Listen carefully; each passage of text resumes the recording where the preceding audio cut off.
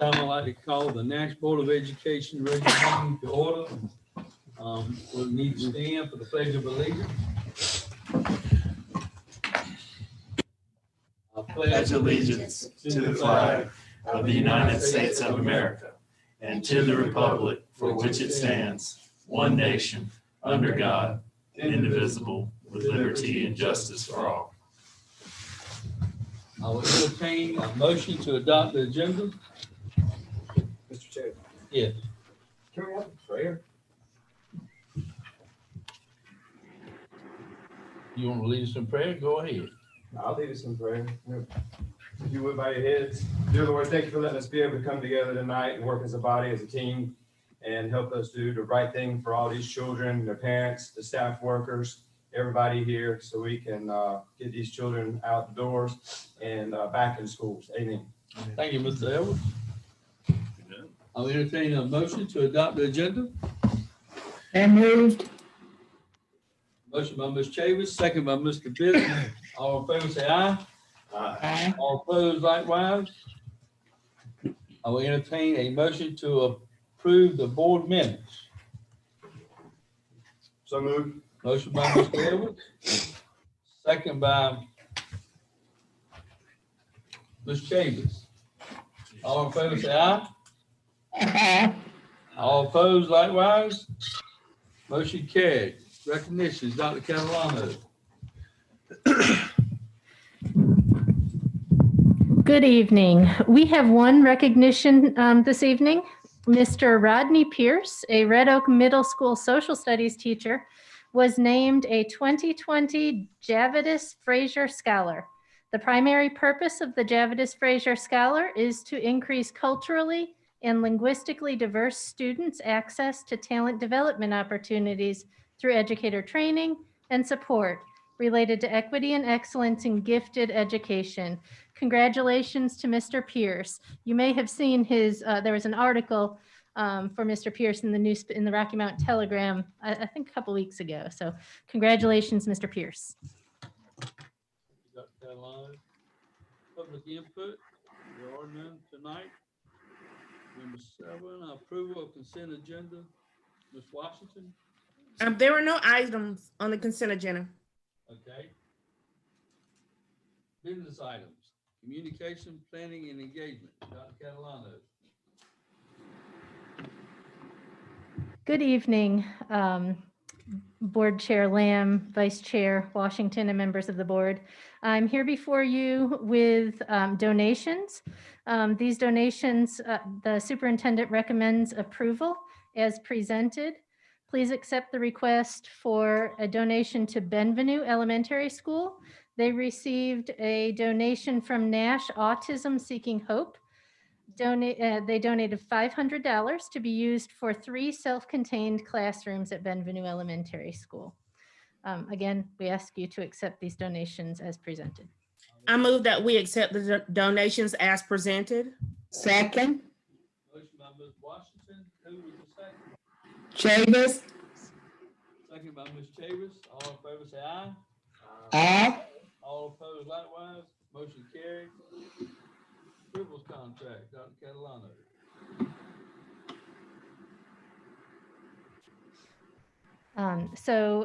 Good evening, Chair Lamb, Ms. Washington, and members of the board. I'm here with you before you tonight to ask that you approve the Scribbles contract. This is a contract for digital imaging, storage, and electronic retrieval services for all of our student and HR records. The actual contract is in your packet this evening. The estimated monthly cost for services is less than $4,000, which is what we have been paying since the contract started several years ago. Any questions about the Scribbles contract? Where exactly do they house the physical boxes? I think I have that here. They house them at their offices in, it is near Charlotte. It's not a Charlotte address. Pineville is actually the town that the documents are housed. Any other questions? I have a question. Okay, go ahead. The $1,500 per month for subscriptions, is that correct? Correct. And then explain to me how the $400, no, the monthly rate for the scanners, for the desk scanners, how does that work? Yes, so that is how the human resource records actually get to Scribbles. Miss Privet and 3 of the other staff members in our HR department have got desktop scanners. So the student records get sent over at the end of every year. They come and pick them up in boxes and they're actual paper files. We actually scan the HR records directly there, so we never send paper to them.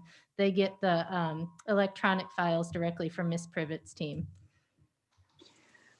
Okay, the cost?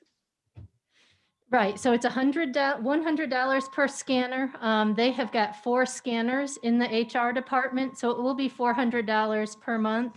In addition to that $1,500 for the actual service fee. And the way that it works, whenever anyone requests a record, they pay a fee to Scribbles. They request it digitally, and we get a reimbursement for those records. They're actually going to keep the reimbursement, and they're going to use that to scan. I think they've got 92 boxes of student records that they need to scan. So they're going to begin scanning those in so that we don't have paper files for student records. Okay, and the cost, the $100 is per scanner up to 4. Correct. So we actually do have 5 scanners. One of them is in Rhonda Brown's office, and she actually doesn't use that to scan records. So I asked them to take that off. So that's why we have up to 5 scanners, but they'll be billing us for 4 on a monthly basis because that's what we're using. So we're not going over the 4 because the price goes up with 5 or more. Is that right? Correct. Yes, ma'am. And I'm looking for it on my screen and I can't spot it right now. But the $100 per month up to 4. Well, correct. It's actually And that $100 would be per. $400 if we have 4. Is that correct? Correct. And actually, if we had 5, it would be $500. So it's $100 per scanner, but we're only using 4 scanners. So we're not going to be charged that extra 100. Okay, but the amount on this contract, and I can't seem to find it. I'm looking at a smaller screen, but it said 5+ scanners. There was a different price. I think it said like $2,000. It was $1,000. So if we decided at any point that we wanted to add scanners and we went over 5, we would not pay $100 per scanner at that point. We would pay $1,000. We'll never go over Per scanner? No, for the bulk. Anything over 5 is $1,000. So we wouldn't pay $600 for 6 scanners. If we went to 6 scanners, it would be $1,000. And if we went to 20, it would still be $1,000. That's what how the contract reads, but we will not be going over 4 scanners. Okay, that was a bit unclear, or I wanted to make sure that I was reading that correctly. Yes, ma'am. Thank you. I'll entertain a motion. Can't hear you, Mr. Chair. Excuse me? I'll entertain a motion to approve the Scribbles contract. Motion by Mr. Ellis, second by Mr. Bissett. All in favor, say aye. Aye. All opposed likewise. Motion carried. Reopening plan update, Dr. Ellis. So tonight, we would like to share with the board updates and plans on moving forward in our reopening. So we've got a PowerPoint that we're going to share.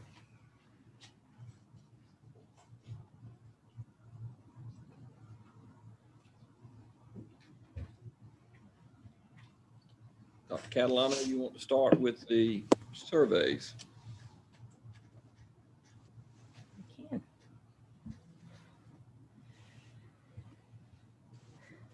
So we sent out a survey on September 21st to parents, elementary students, middle and high school students, teachers, and then other school and district staff members. And I just wanted to walk you through a couple of the questions in that survey so that just to set the kind of stage for where the community is in terms of feeling about returning to school. Melissa and Chad are going to share some more detailed information. This is really just perception data. So on this slide, you'll see staff and teacher responses. These surveys had the same question for each group. So you'll see that this question, which 4 of the words best describe in general how you feel about the new school year? And overwhelmingly, staff and teachers felt challenged this year. So 80 and 93%.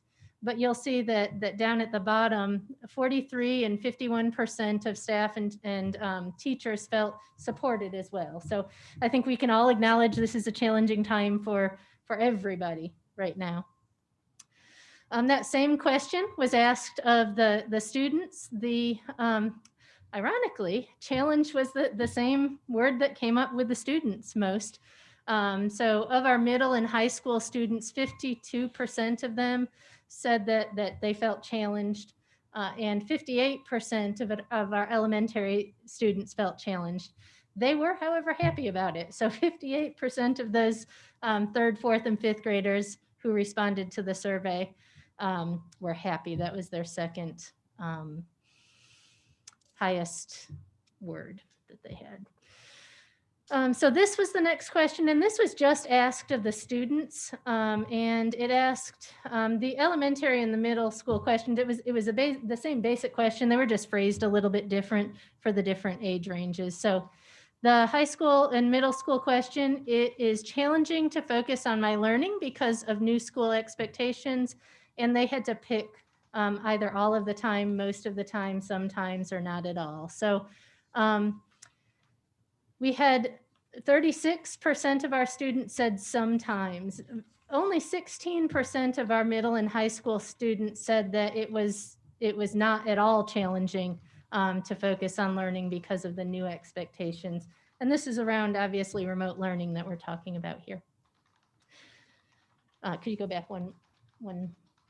So the elementary students, a little bit different. About 40% of the elementary students said that it wasn't difficult at all for them to learn because of the new school rules. So go on to the next one. No. And this last group of questions that we're going to share with you is whether or not the schools were meeting students' learning needs. And this was a question that was asked of parents, middle and high school students, as well as elementary students. And you'll see that of the 2,180 parents that responded to the survey, 45% of them said that most of the time the school is meeting their child's learning needs. In terms of the middle and high school students, 38% of them said most of the time the school is meeting their learning needs. And then for the elementary students, their 3rd, 4th, and 5th graders, 38% that always the school was meeting their learning needs, and 33% said most of the time.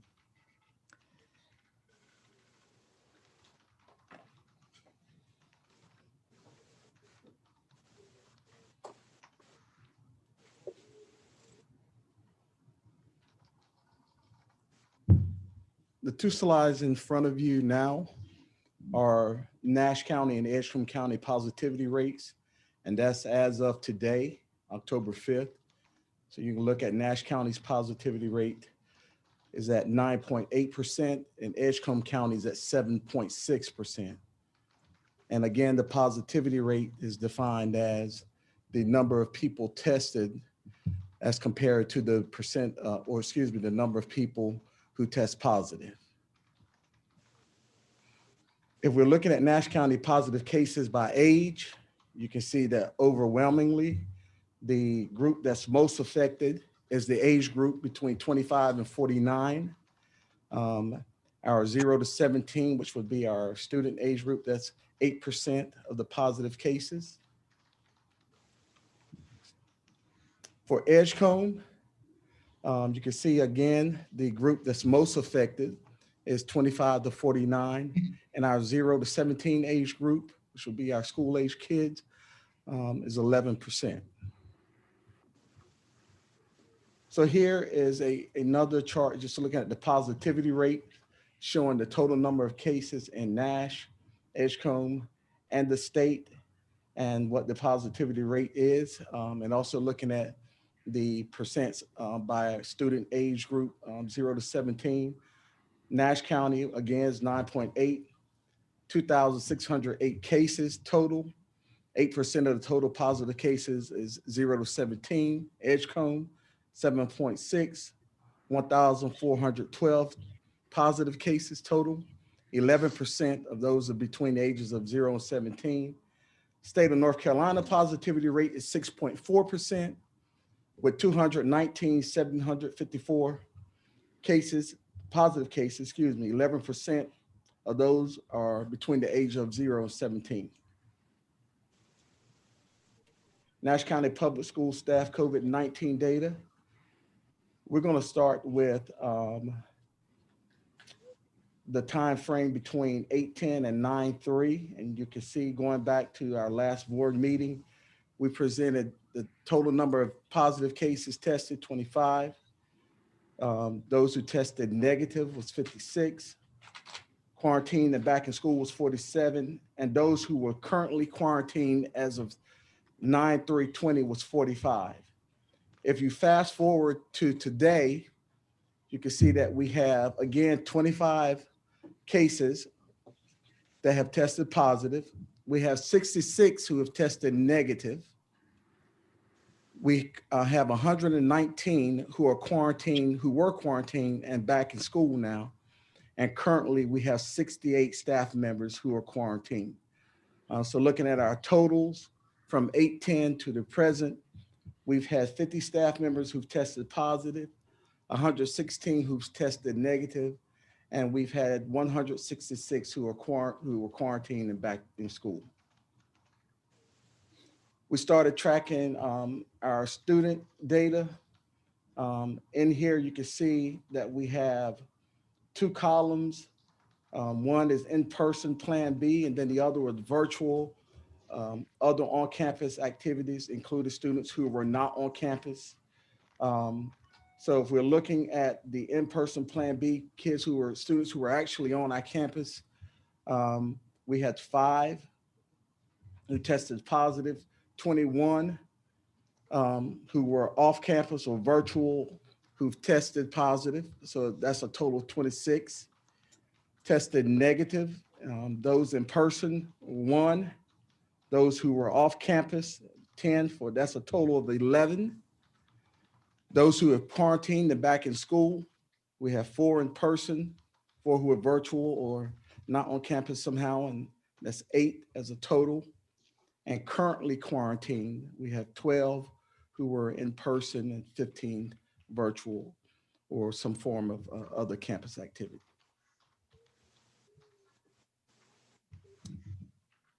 Good evening. As of today, we currently do not have any employees that are out on COVID-19 leave, but we do have 68 employees that are approved to telework for medical reasons. Of that 68, 50 are teachers. Of that 50, 16 are elementary teachers, 14 are middle school teachers, and 20 are high school teachers. Can we go back? 0 out for COVID-19 leave. That doesn't, how do you classify the people that we talked about earlier? Well, for COVID-19 leave, the federal guidelines only give you up to 80 hours. So we did have employees on leave, and their leave ended on Friday. They were out for 2 weeks. As of today, we did not receive any requests for anyone to take COVID-19 leave. That number may change tomorrow, but as of today, there are 0 employees out for COVID-19 leave. So none of the people that we heard about are not on leave, which means they're not getting paid, or what happens to them? They may have been on leave the last 2 weeks for up to 80 hours, and their leave ended on Friday, October 2nd. But as of today, we do not have any employees out on COVID-19 leave. So they're not getting paid. Is that what you're telling me? No, Or ma'am. They got paid when they decided to use the COVID-19 leave up to 80 hours. And if they are no longer on leave, that means they're back to work.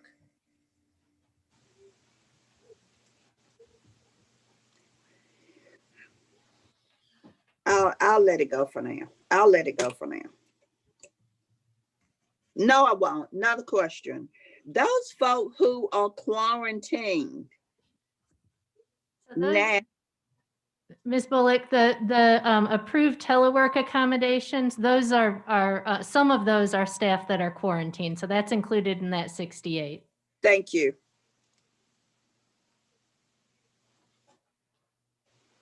All right, thank you. So good evening.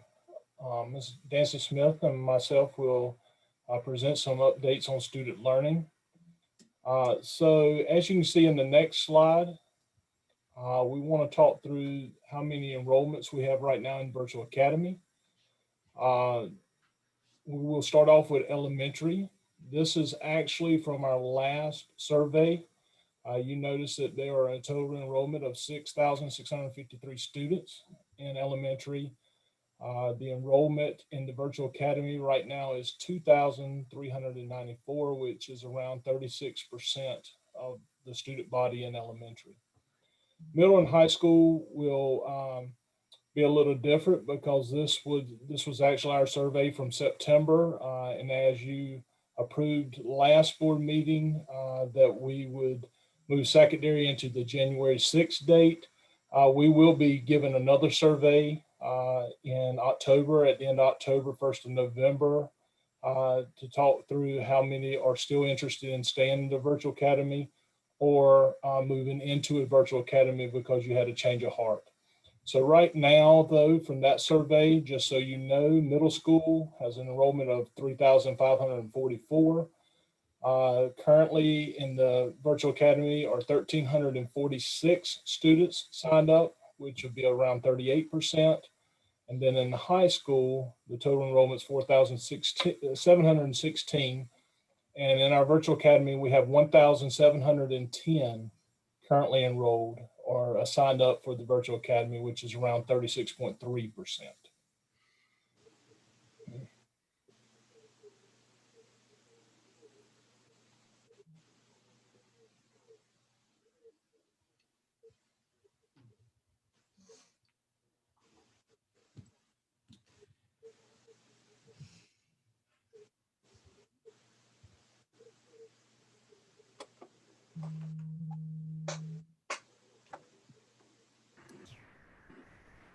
I guess it would help if I unmuted my mic, huh? Good evening.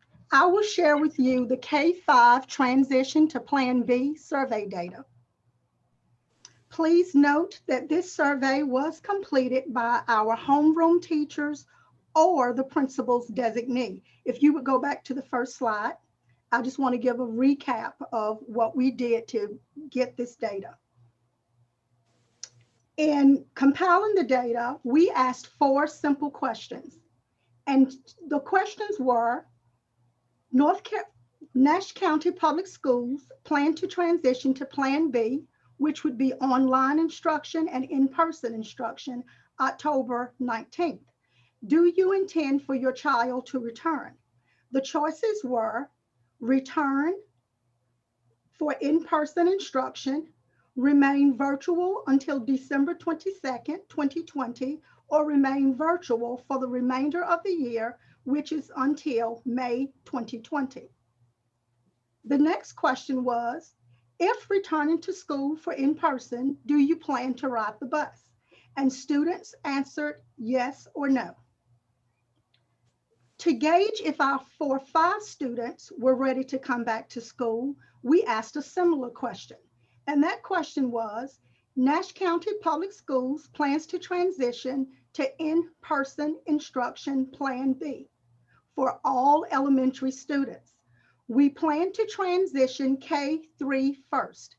4th and 5th will transition into Plan B, which is in person and online by November 2nd.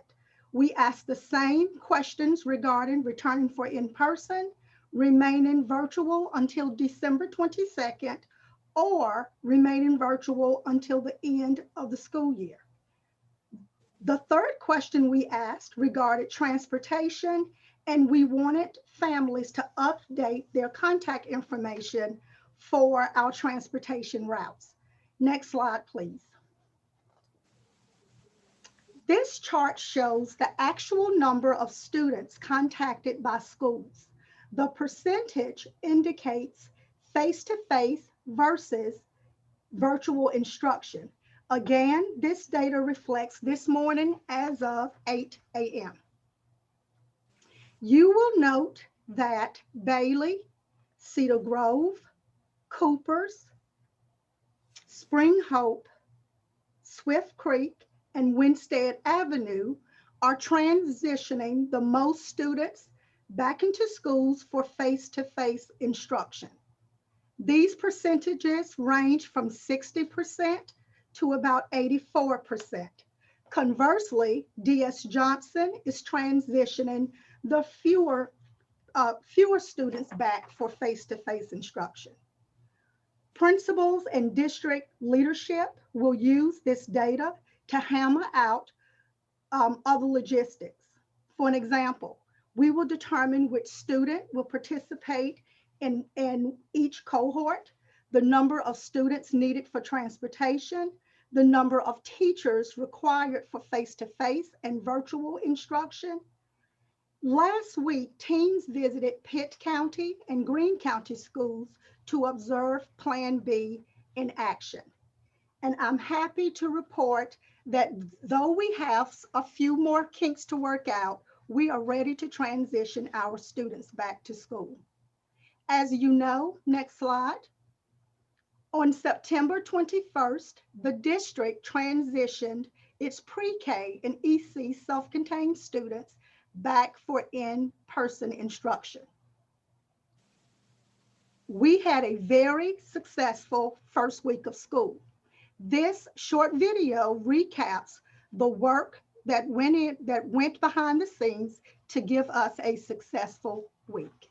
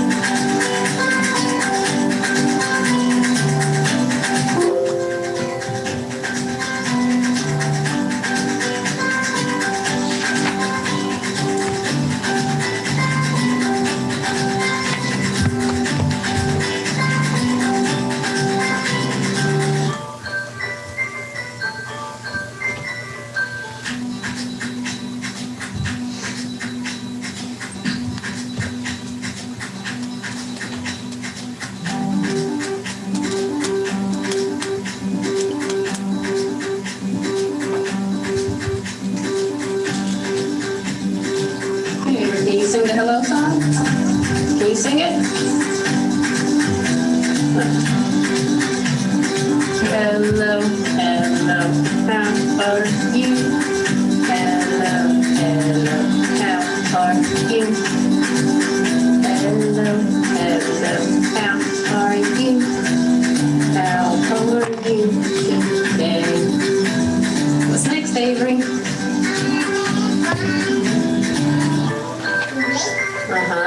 I am fine. I am great. I am fine. I am great. I am fine. I am great. I'm very well today. Great.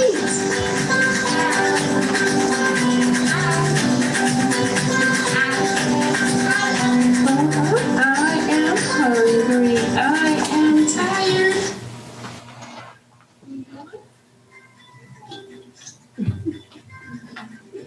I am hungry.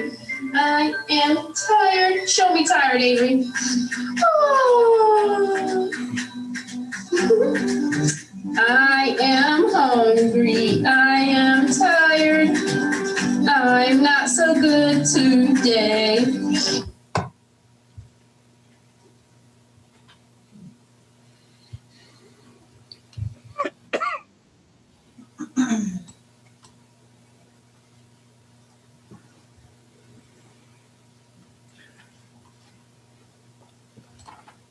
All right, so we finished the video.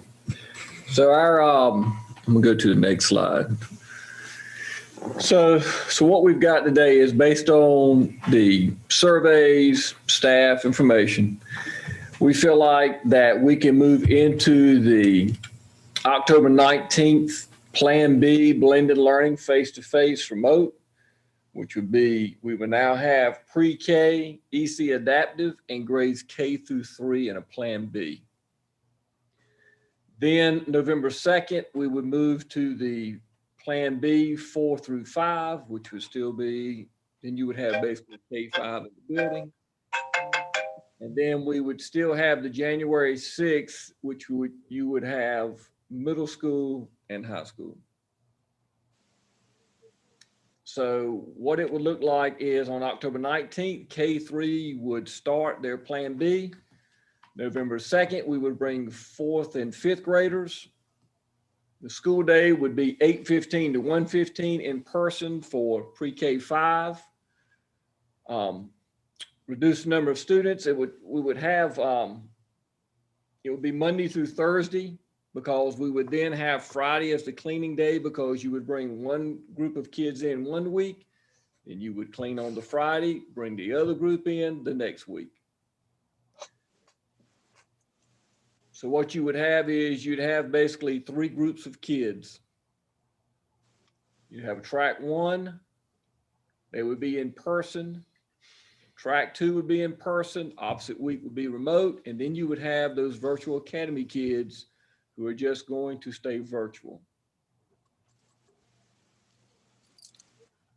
Next slide. The calendar we've put together, it'll show what groups go on certain days. There is a part on this calendar where we had to, one of the groups has to go an extra week back to back, because you would have them, we want to make sure they have the same amount of days. So that is our proposal tonight. If you have any questions, we've got the group here. If you want to ask, we can go from there. Mr. Edwards? On the alternating remote week, what is going to be expected of the students? So you're talking about when they are virtual. Virtual. Ms. Nancy Smith, Mr. Thompson, you want to answer that one? Sure, I'll start first and then Mr. Thompson can chime in as well. What we've done for the past 2 weeks is we have worked with principals to try to hammer out their schedules. We have purchased webcams for all of our pre-K up to grade 13 classrooms. So students who are virtual will have an opportunity to engage in live instruction actually every day. We have also shared with our principals that best practice is not that virtual students spend as much time on the screen as students who are face-to-face. Additionally, we have our students, if this recommendation is approved, Dr. Ellis has shown you that we'll have our students for 16 days from October 19th until December 22nd. So what I've shared with principals is that it is critically important that when we have our face-to-face students with us, that we give those students our undivided attention. And we really don't want teachers juggling between virtual, remote, and our face-to-face students. So we've come up with structures where I've asked principals to assign adults who can check in with our students who are not in our buildings, and we've designated anywhere between 1:45 until 3:45 daily for office hours. That would include small group instruction, tutoring, anything that students who are face-to-face, students who are virtual, or students who are our remote learners may need some additional support in. Mr. Thompson? So we will be doing many of the same things as elementary when we would move to Plan B. If you remember before, we said that we are going to provide our teachers with some in-depth PD, and we're in the midst of working on that to start that very soon with our teachers, and knowing how to do a face-to-face and virtual class together. And we will definitely have office hours just as elementary's talking through. Our teachers, we would not try to give such a workload that they become frustrated, because that's not what it's about. We saw it done. We visited some districts and saw it done very well. So we want to bring in those strategies as well for our teachers in secondary. One thing we're looking at secondary that's a little different is we go in semesters. So especially with high school starting out with, they are finishing up in December. So number one, we would definitely want to make sure the students remain with the teacher that they have the courses with. Same thing with our middle school students as they're moving forward. They've started out a whole semester with the teacher, and we would hate to pull from that teacher and not give the student the opportunity to have some consistency in order to ensure that our students are successful.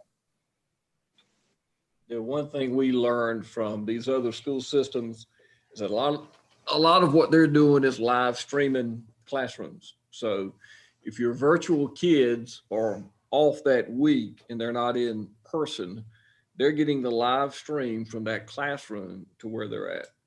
And then the recording of the lessons became more apparent with these other districts, because if they didn't get the lesson, they could access that somewhere else. And that's what we've been learning, where we got to probably get it hammered down about recording the lessons, getting the more live instructions. So when those kids are away, they're not going to be missing anything, those kids who are in person. Yeah. And that's one of those things I think you learn when you visit those other schools in Plan B. So as a parent going through this, I'm trying to visualize the difference that it may have when that starts up for the child and the parent to see what's going on. So as it is right now, every day, the children are getting behind their screens and they're watching the teacher teach, and they are doing their homework assignments through either the Google Classroom, the Canvas, the NC Ed Clouds, all these different platforms. So each day, the teacher, even in the Plan B, will be teaching to still the students and still uploading every day to the NC Ed Clouds, Canvases, Google Classrooms, just like what's going on now. So it can be tracked as best as possible. I guess it would be asynchronous. They're getting live instruction daily, whether you're home or whether you're in school. Okay. And it'll still be uploaded for them to be able to track. Right. Which means, say if it's middle school and they're having Canvas, and that's a live stream, and then we record it, then the parent or student can take it at a later date and download it to see the live recording, or excuse me, the recording of the lesson. And still be kind of present if they have to do it later. Right. There's a lot of, the state has been a little flexible with attendance because it's really, if you turn your work in, there's a lot of parameters now with that. But I think what we need to start doing, and I've talked to the team about, is we're going to have to start being more stringent about them showing up, being live, so we can see them, so we can, interact with them, so we can make sure they're getting instruction. Mr. Jenkins? Ms. Nancy Smith, can you please describe what a typical day will look like for these kids returning to the classroom with everything from the mask to no cafeteria to no recess? I will do the very best that I can, talking off the top of my head.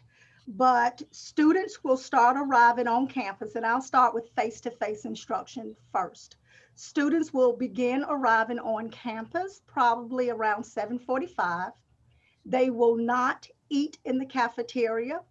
Mrs. Miller has worked very closely with principals to determine whether they would want their students to go through the lines to pick up breakfast, or whether they use some type of procedure where the count is left by the door and someone brings the breakfast to the classrooms.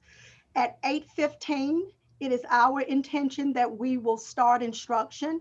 We know that for a while that time may be a little different based on how many students we have who are car riders. And I can tell you that we only have about 25% of our students who will ride the bus when they return. So that means we will have more traffic coming through our car rider lines. Don't forget, we have temperature checks and safety precautions that we have to have in place that we had not had in place before. So from 8:15, face-to-face instruction, to from 8:15 at 90 minutes to that, we have asked principals to build 90 minutes of uninterrupted instruction for reading, 75 minutes for math, and teachers, principals do have an opportunity to weave special area teachers into the master schedule, but we have cut special areas back to 30 minutes. Regarding recess has to be structured. So having been a first grade teacher myself, I know exactly what recess looked like for me as a teacher. Having been an elementary principal and a middle school principal, I know what recess looks like in an elementary school. And oftentimes what happens is that time is not structured. Well, when our students have been out of school since March, we really cannot afford to have unstructured recess that would not give students an opportunity to breathe in the fresh air, but get some instruction in as well. So that has been a non-negotiable, that we can have recess. Mrs. Miller has shared with me that recess can be brain breaks throughout the instructional day. And if we have recess, it has to also be instructional, because as a reminder, we will have our students for 16 days from October 19th until December 22nd. So we have to maximize that time. We've carved anywhere from 25 minutes to 30 minutes for lunch. Then we'll go back at it again for an hour or two after lunch. At 1:10, we've asked schools to try to start packing up so we can be ready for dismissal by 1:15. Having been a principal myself, my teachers knew that we maximized every instructional moment, and we taught from bell to bell. So as the person leading elementary principals, that has always been my mantra. And that is, we capitalize the time we have with students, and we do our very best to teach from bell to bell. So Dr. Ellis shared that throughout that day, we will give our virtual academy students, as well as our Plan B students, which that track 2 hybrid students, an opportunity to participate in live instruction. Note that with our remote learners, they aren't obligated to participate in live instruction. However, we want to offer them the opportunity to participate in live instruction. When we return to Plan B, their time with the teacher technically is their face-to-face time. But we've encouraged principals to give all families an opportunity to participate in live instruction on their weeks off, with the understanding that we can expect virtual students to have the same stamina as a child who's face-to-face. So those are just some things that we've put in place. And then with our virtual students, they have the option to participate virtually every single day. I think that was Mr. Jenkins' voice that I heard, but note that I've shared the numbers with you. And in a school like Cooper's, to be honest, they won't have a lot of virtual students. So their schedule for their virtual students will look quite different from DS Johnson, who has roughly 60% of their students who are virtual. So it really just depends on how many students we serve. But our commitment to our families is whether they're virtual, whether they're face-to-face, or whether they are on that hybrid model, that we want to give them the same level of rigorous instruction. Thank you. Just one little quick follow-up question. Are the struggling kids going to be able to have access to the teachers on the Fridays? Absolutely. That we're cleaning. Yes, they will. Those days are designated as asynchronous, which means students work at their very own pace. They don't have a structured schedule, or it could be a synchronous day. And a synchronous day is when teachers actually schedule live instruction. I can speak for elementary specifically, because that's the group that I lead, and Mr. Thompson can speak to you about the secondary group. But I know in the elementary schools, on those, we call them the remote learning deep cleaning days, those days are used for small group instruction. They're still used for teacher professional development and PLCs. So in short, the teachers make themselves available to families as needed. Thank you. Mr. Thompson, is there anything to add? Mr. Chair? Chavis? Yes, and I thank you immensely for all this hard work and planning all of you all have done at Central Office. And my greatest appreciation to Dr. Ellis for taking the initiatives that you have to make this work. I am going to have to champion those that are going to stick virtual, because I've gotten a lot of calls from parents.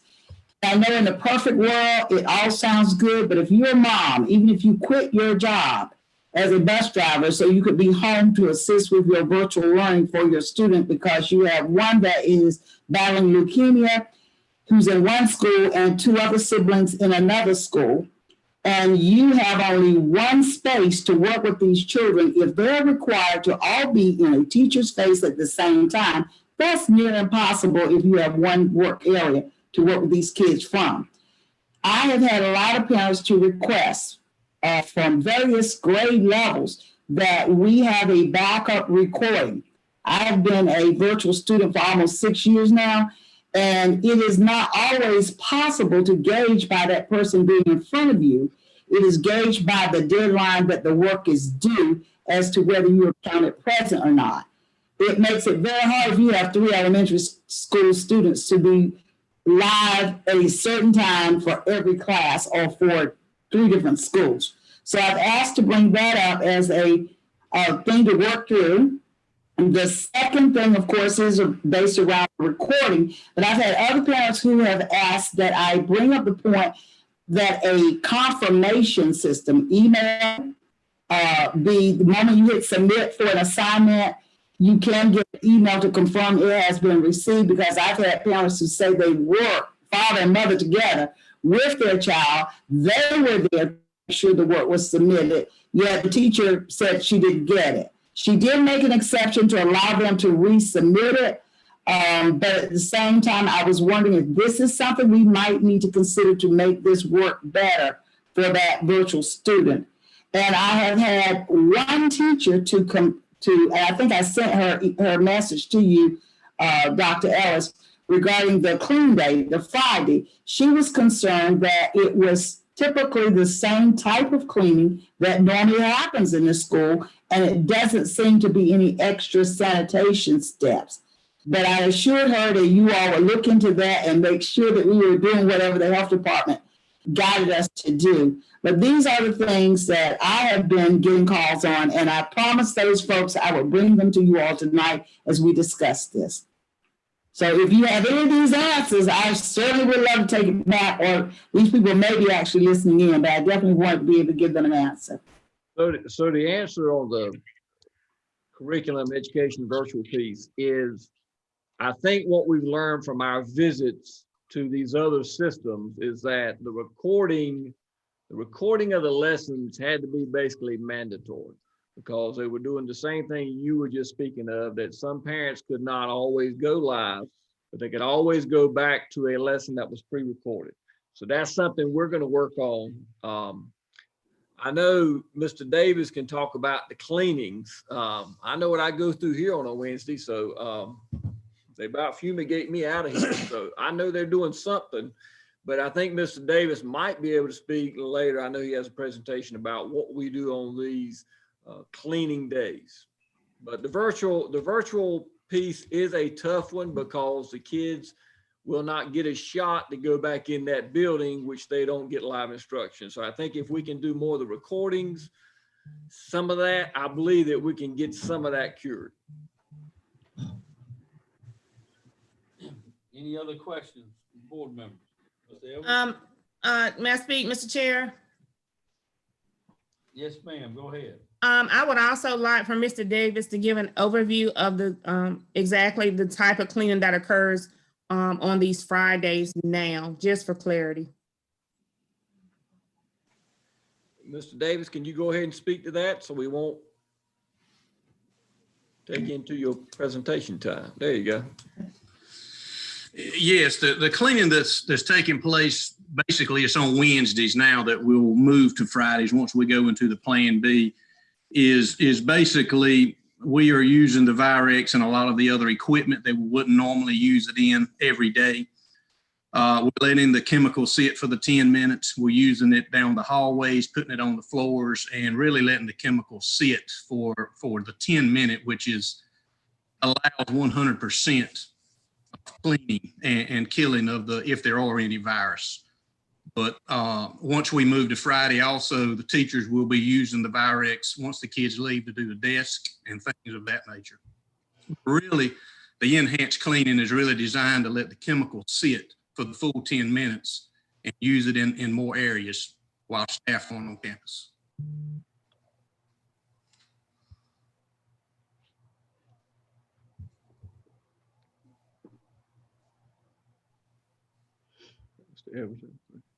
Mr. Edwards? First off, Ms. Washington, are you happy with the answer? I'm happy as long as Mr. Davis is sure and certain that that's what's going on at every school. Yes, I have Mr. Brown is the manager, and he has portrayed this to every lead custodian. We are trying to get in every building. I do know that they are cleaning. We are, between me and Mr. Fields and Mr. Brown, are trying to get in all of these buildings on Wednesdays, but the lead custodians do know what needs to take place on each campus every Wednesday. Yeah, I've got a question. And this is probably going to get off that topic totally. Mrs. Smith and Mr. Thompson, can you address how testing is going to look this year? Is it going to be the same amount of testing since they're not face-to-face as much like we've had in the past few years? especially for like reading and getting these kids caught up on the testing? So I don't want to misspeak, but I know that any assessment that that is not legislatively required can be given remotely. But any assessment that that we have to give, like the beginning of grade 3 assessment, the EOGs, the students have to be face-to-face in order to take those assessments. This is actually Robin Griffin's area of expertise. So if she's on the line, I mean, I would like for her to talk a little bit more about that.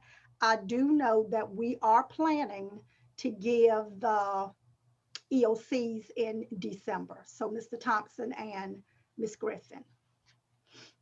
You spoke correctly. This is Robin. You spoke correctly, Ms. Nancy Smith. Any assessment that is federally mandated, EOGs, EOCs, or the ones that are required by legislation, like the beginning of grade 3, have to be administered face-to-face. The teacher-made exams, those kinds of things can be done remotely, but the mandated ones have to be given face-to-face. Mr. Thompson and I, and he can jump in as well, have already started meeting with the high school principals and the test coordinators. In fact, we met with them for a couple of hours this afternoon, as a matter of fact, to start a plan, because there are lots of pieces and parts to making this happen in the fall for fall testing in December. And so we've already started working on that piece to make sure that all of the pieces and parts are in place in time for that. Yes, Robin, and you're exactly right with that. And we are working. One thing is that there are certain, as you heard already, EOCs, but we also are going to have some CTE courses that are in there that are required for students to be on campus as well. And as you know, high school, this will be coming up in December.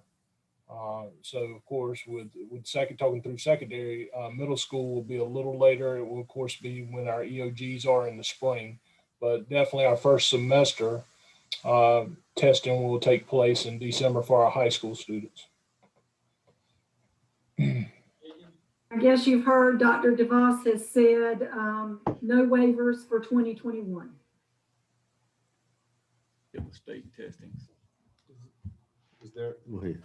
I'm sorry, and one more, just to follow up with that. If you have a child who ends up going out on a quarantine or whatever during that time period that testing is going to be going on, are there extensions that can be approved for that child?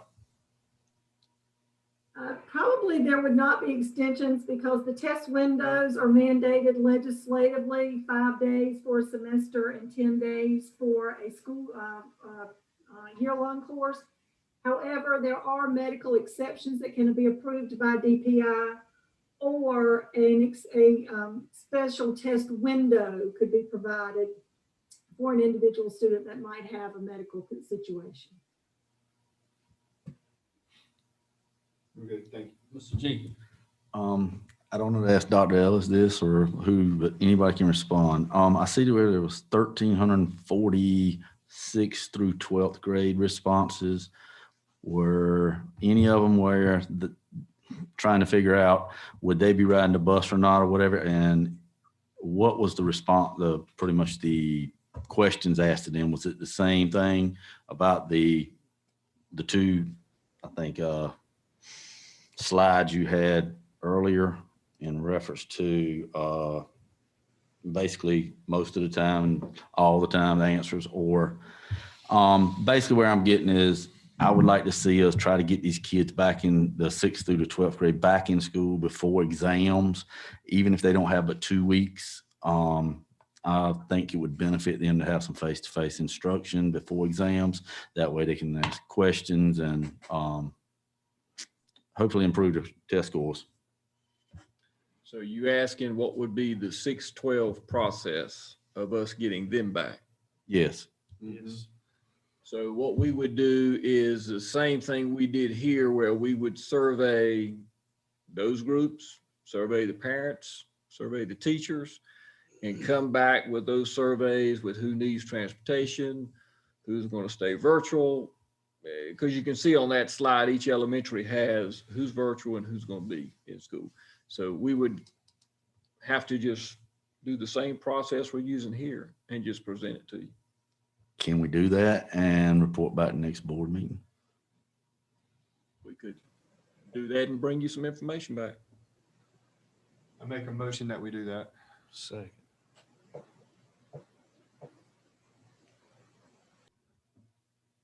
Thank you. That would be just 612. Yes, sir. Yeah, because you're already doing K-5. Not yet. You have that data. Oh, not yet. Yeah, we have a motion on the floor by Mr. Edwards, for Dr. Ellis to bring Second. back information dealing 6 through 12. It was seconded by Mr. Visit. All in favor of that motion, respond by saying aye. Aye. All opposed likewise. Motion carried. If we get that information back, could there be a chance that they would start back before January? That would be up to the board. Okay. So do we want to vote for the first one? There's a recommendation for K-5. Yes. If there's any more questions, Any more I'm asking. questions on that? I will entertain a motion to go with Dr. Ellis's reopening plan. Mr. Chairman, I make a motion that we vote in support of the recommended plan from the system that's been presented tonight. Motion Second. by Mr. Dunton, second by Mr. Visit. All in favor say aye. Aye. All opposed likewise. Aye. No. Okay, we'll do a roll call. Mr. Chambers, Aye. Mr. Edwards, Yes. I'm a yes. Mr. Visit, Yes. Mr. Sharp. Mr. Sharp, He's on the golf course. Mr. Not Duncan, you. Yes. Mr. Jenkins, Yes. Mr. Silver. Mr. Silver, Mhm. I'm sorry, no. Ms. Washington, No. Ms. Bullock, E. Bullock, No. Ms. S. Bullock, No.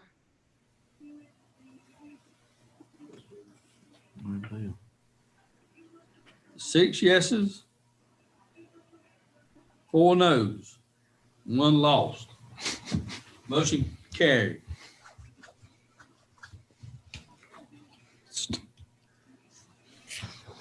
Now we're down to Pierce Group benefits. Dr. Ellis? So Pierce Group Benefits is going to present a PowerPoint about their offerings for the district. They would do that this time.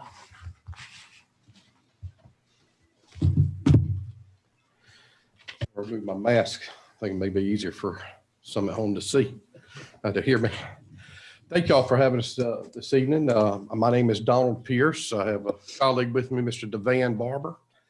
We represent Pierce Group Benefits. And we'll take a whole lot less time than y'all just had on that. Share with you a little bit about ourselves and how it can bring some enhancements to the Nash County Public Schools.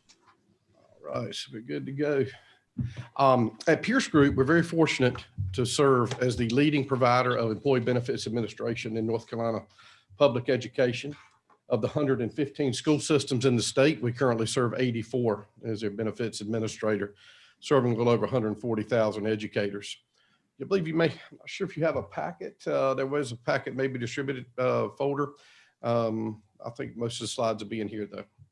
But there's a map similar to what I shared here inside that folder. There's also a list of all 115 school systems and who their provider is. In the last 4 years, we've been very fortunate to have 39 school systems clients transition to Pierce Group. A number of those in North Carolina and Virginia as well. This year alone, we've had 5, and Halifax County Schools just next door, one of our more recent transitions. I thought I would take just a minute and sort of give you a glimpse into how this would enhance the employee benefit offerings here at Nash. It is a number of variables involved in this. However, we have some specifics for you tonight as some examples as how we would be able to improve the plan, offer the employees improved benefits, reduce costs, things of that nature. So I'm just going to very briefly just touch on a few of your benefits. Your dental plan, currently your dental plan is with Delta Dental, which is a very good dental company. We would certainly shop the market and ensure that's the plan that you are most comfortable with. We would recommend a school system of your size to actually transition to a self-funded plan. What does that mean? Well, right now the insurance carrier is receiving any profits of your dental plan. A lot of our school systems in the size of Nash is actually self-funded. What that means is that the profits transition from the dental carrier over to the school system to begin to build a reserve fund. And just usually about 3 or 4 years into that, we see a positive balance. And then you're able to accumulate those savings instead of giving them as profits to the insurance carrier, house those here. And then you could make changes such as we've had school systems lower the premiums for the employees, increase the benefits. Actually had one this year, did both. I lowered the premium and the benefits. You are in full control of your dental plan like that. Okay. So worst case scenario, we'd keep the same dental plan, same dental carrier, same dental rates for this year, and then we would begin to assess that.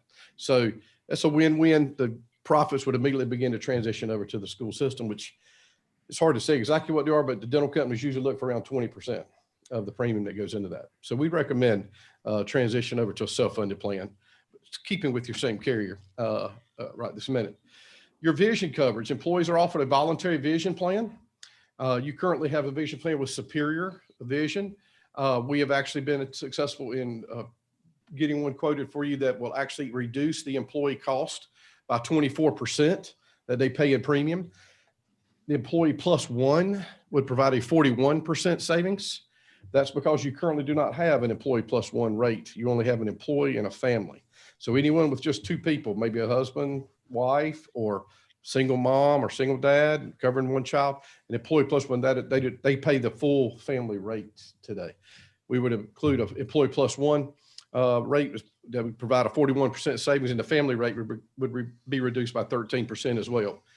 Also, this vision plan has 0 copays. You currently have $15 copay for exam and a $15 copay for material. So per person in the family, it's $30 that you pay out of pocket before your services even begin. We will reduce those to zeros, and we've actually secured a 4-year rate guarantee to be able to hold that plan for your employees. Your short-term disability plan. You currently offer a voluntary short-term disability plan to the employees here. The short-term disability plan that we offer is the same one from Manio to Murphy.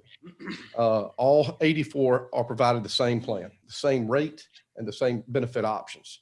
We use that buying power to actually be able to find you the best plan, the best rates through those 140,000 that we currently serve. The short-term disability plan that we would propose here at Nash would reduce the premiums a minimum of 34% to 73%, depending upon the employee's age. Inside of your packet is actual comparison side by side between what Nash currently has and what is available to all of our clients across the state. And you can easily see a side by side. I'll spare you some of the details of that, but I'll be happy to come back to that if you'd like. This would significantly increase the benefits that the employees have, as well as reducing the rates. It would provide on and off the job coverage. Currently, your coverage is for your employees is off job only. Does not have any disability payments for on job items. It is paid regardless of any other insurance the employees have. So our disability plan that we offer does not ask who else you're getting money from, and therefore reduce the payments that you get. You get all of your benefits that you're paying for regardless of any other streams of income. The disability plan you currently offer reduces that payment by work, sick leave, state retirement, state disability, and those types of things. There are 5 different things that reduce the claim payments. This would not have any impact on our plans that we offer. It also offers hospital confinement benefits, a per day rate if you're in the hospital. It is portable. If an employee leaves the school system, quit, change jobs, or retire, to get to carry it with them at the same cost. And retirement benefits are included as part of our disability plan. It doesn't just stop at retirement. You get to carry it with you and actually have increased benefits upon retirement. You currently have a life insurance plan. It's called Basic Group Term Life. It is an employer paid plan that you have on all of the employees, full-time probably here at the school system. Offers a few $1,000s of life insurance for the employees. We could reduce that rate 20% plus or minus a little bit. We'd have to fine tune that to be able to provide covered in stone for you tonight, but definitely a lower rate for your basic term life. It would increase the benefit amount to around $10,000 for all of the employees over what you have today. There is, that's regardless of their health, and no health questions in association with that. It is portable. And when the employee leaves at the same rate that they have here, it's a 2-year rate guarantee on that. And it provides a free EAP plan included with that. So all of your employees that have the basic term life would also have a employee assistance program included with that. They would have 3 face-to-face visits with providers, unlimited telephonic and virtual visits, things of that nature for a number of conditions that employees may want to seek advice for. In addition to your basic term life, your employees also are available to purchase additional supplemental group term life. Again, that'll be about a 20% reduction in what they pay currently. The employee and spouse will be about 22 cents a thousand. Children, $1.50 for 10,000 for all your children. Guarantee issue, that's the amount of life insurance the employees could get with no health questions. It's around a 25% increase. It would go from 150 to 200,000 in available no health question coverage. We would have an open enrollment for everyone in the entire school system that would be able to enroll in that 200,000 with no health questions. We'd have over a 300% increase in available benefits for the spouse. Currently, that's a fairly low amount. The spouse could get the same amount as the employee in this plan. A few other enhancements, and I'll bring this in for a landing for you. Again, free employee assistance program, telemedicine benefit. That is one of the most popular items we've have as of late. Early spring, you were hearing that 3, 4, 5 times a day on the news, right? Telemedicine, teledoc, those types of things. That's a benefit we provided for several years for our clients. It's around $12 a month for the employee. And when they call or do a virtual visit, there's no cost to the employee. That visit is free, no copay or anything of that nature. All current supplemental benefits will be grandfathered. What that means is any of your employees who currently participate in the supplemental benefits offered through your current provider here at Nash, we would allow them to keep that. We would pre-tax that, put it on our forms, and assume the administration for that. So there's no negative impact. Should you have an employee that would like to retain what they have currently, they could certainly do so. One claim form. Most of the carriers that we offer, so for example, your menu of benefits that you offer encompasses 8 or 10 different benefits. Disability, cancer, a medical bridge plan or gap plan. It covers your deductibles and co-payments, accident plans, things of this nature. We have one claim form that gets all of those benefits. So let's say you have an employee who had a medical situation, they were hospitalized, out of work for a few weeks, COVID related or not, but they have those types of, that type of thing. One claim form gets all of their benefits from all of their plans. Okay. They don't have to worry about this claim form with this carrier, this claim form, this carrier. Currently there are 5 different claim forms here utilized at Nash. All the coverage that we offer here, other than your dental and vision, is fully portable at the same rate if the employee quits, change jobs, or retire. Your dental and vision is portable as well under COBRA. Improved employee experience. We provide a customized website for all of our clients featuring a personal chat feature, claim forms, personalized videos for every benefit. We have a Pierce Group app can be downloaded to employees' phones with all of that technology involved. We provide online, on-site, and virtual enrollments. We used to see all 140,000 face-to-face every year. Go to each school site and meet with those employees, give group briefing, and then back on site, one-on-one. This past spring, when there were no school employees on site, we did that all virtually. We transitioned all of our enrollments. We saw 50,000 educators between March 15 and the time school was out in a virtual environment. So we can do that here. Now, a very popular environment is what we call a hybrid, where we give the large group briefings virtually because it's hard to get 100 teachers in the media center, right? And then we could do on-site one-on-ones or virtual one-on-ones, whatever the school system desire is. We work that out. Our payroll deduction. So when we finish the enrollment, get all of this data packaged together, we actually upload those files into the school system's computer. Therefore, no one has to hand key those deductions. It takes a lot of labor and off the school system to provide those types of things. And also, we've been working very closely with integrating services for the Modernization Act, which has been delayed a little bit due to budgets and COVID and a number of items, but that'll eventually catch up with us, I'm afraid. So I will be happy to entertain any questions you have. My last statement is we would greatly appreciate the opportunity to serve Nash County Public School System, and I'll be happy to entertain any also questions you may have. Any board members have any questions? The health piece, is that through you guys or that's still part of the state health? The health plan, the Blue Cross, that is a state provided benefit. That's a mandate from the state. You have to use the state health plan. That's not through us. Yes, sir. How do you do that teledoc piece? So the teledoc, you do not have to have the Blue Cross plan. You could cover, anyone can get that. And you does not related to your health plan. It is, yes, sir. It is an add-on. We have employees use it. I've got stories that are really amazing, of how convenient that is.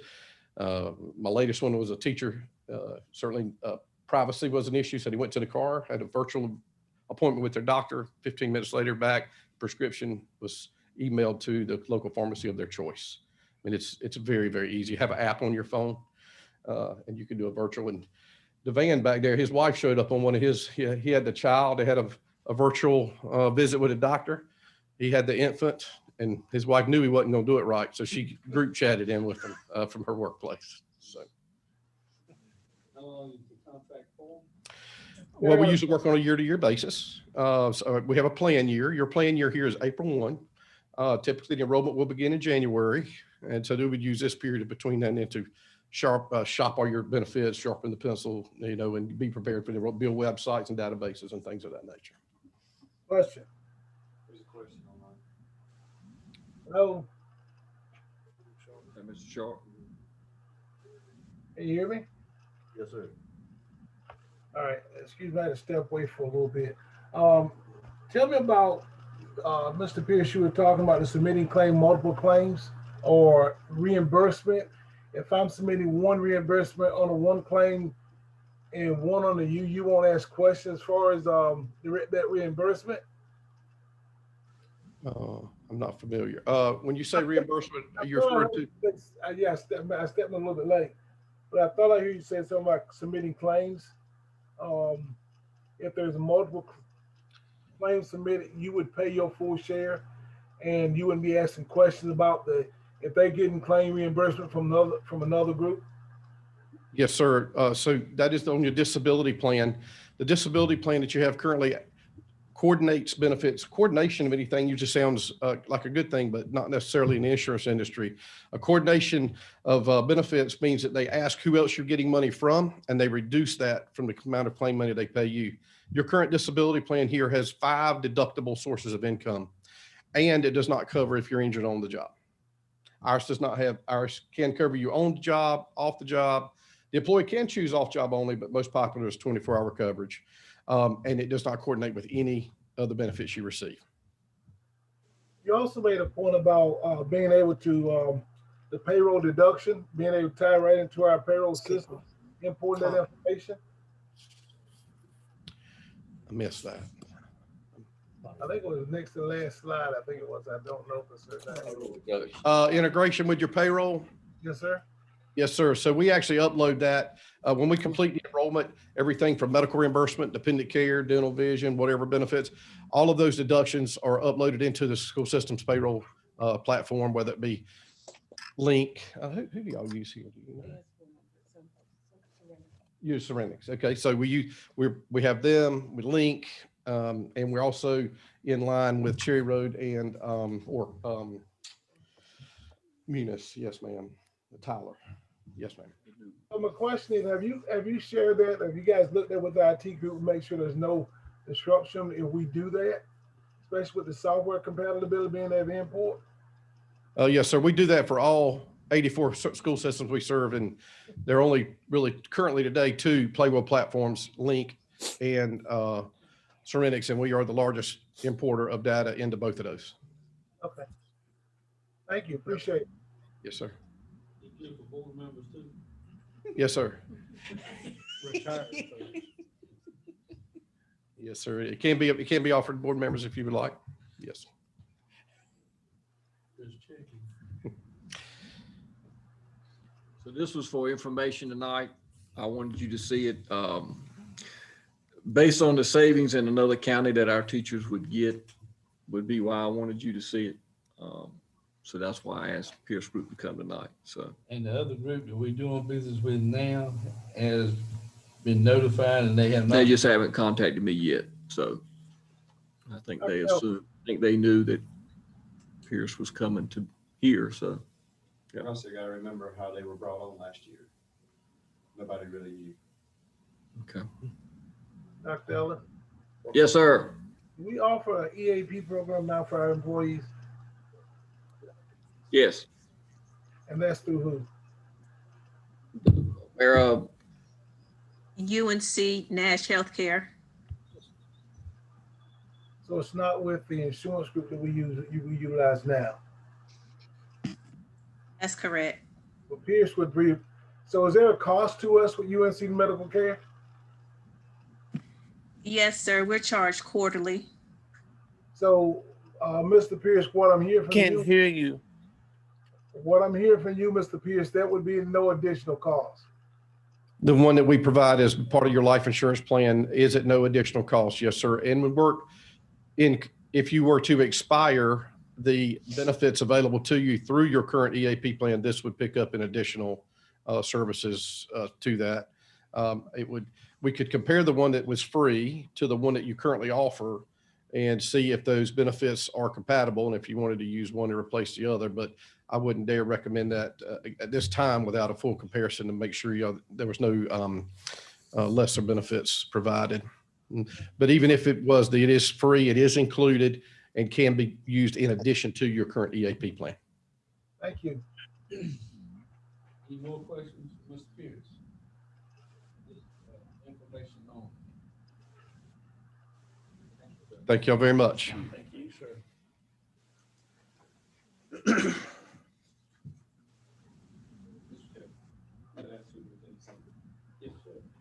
Is there a way that we can also look at our workers' comp? I don't think that's ever been really looked at. I know that we haven't in the 18, 19, 20 months that I've been here. I know that's something that's up for negotiations too. Yeah. It was brought to the board, I think in August for renewal. The renewal was, it has renewed for this year. Okay. But I can, depending on what you are interested in, I can get any types of reports from them. Yeah. Well, I think it'd be great to start shopping around and see what we can do there. Can the Pierce Group do that? I've got one question. I need Can y'all do workers' comp? I'm sorry. We can partner with someone that can. Yes, sir. Typically, that's a property casualty type event. Yes, sir. Not a health insurance related event. And we have partners, colleagues that do that for a lot of school systems. If we decided to change from what we have now to Pierce Group, what kind of repercussions will our teachers or? Well, they would be able to keep their plan if they wanted their plan, but then Pierce would then introduce their package to see if they wanted to convert over. So. And it would not be any. They would get that choice. And it would be continuous type. As long as they stay with that company, they would be fine staying with that company. Yes, sir. As long as the company continues those plans, they will be allowed to continue those as far as Pierce Group is concerned. Most of those are continual that you have currently. Most of the employees can continue. Right. It's exactly what we did at Halifax. Anyone that had a plan, that wanted to keep their plan, they were comfortable with their plan, we did that. We put it on our pre-tax forms and everything, and it's still clicking right along. So no negative impact at all on any of your employees. No negative impact for our teachers. That's correct. Yes, sir. Thank you. Mr. Edwards, the bidding process, all we would have to do is when me and Ms. Jarrett we would just, there were certain biddings where insurance companies would contact us. I know when I was in another district, I was in charge of insurance, and we would bid it out, and normally that's just how we did it. So we can start, we can start that. Once they start getting renewed, we just need to bring it to the board and say, here's the renewal date. We have 2 or 3 vendors that would like to talk with us. I think that'd be good. Else for information only with human resources, personnel recommendations, action. Ms. Pivot.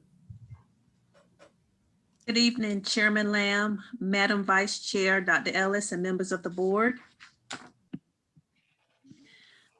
I am requesting your approval of the personnel recommendations action report that was presented tonight in closed session.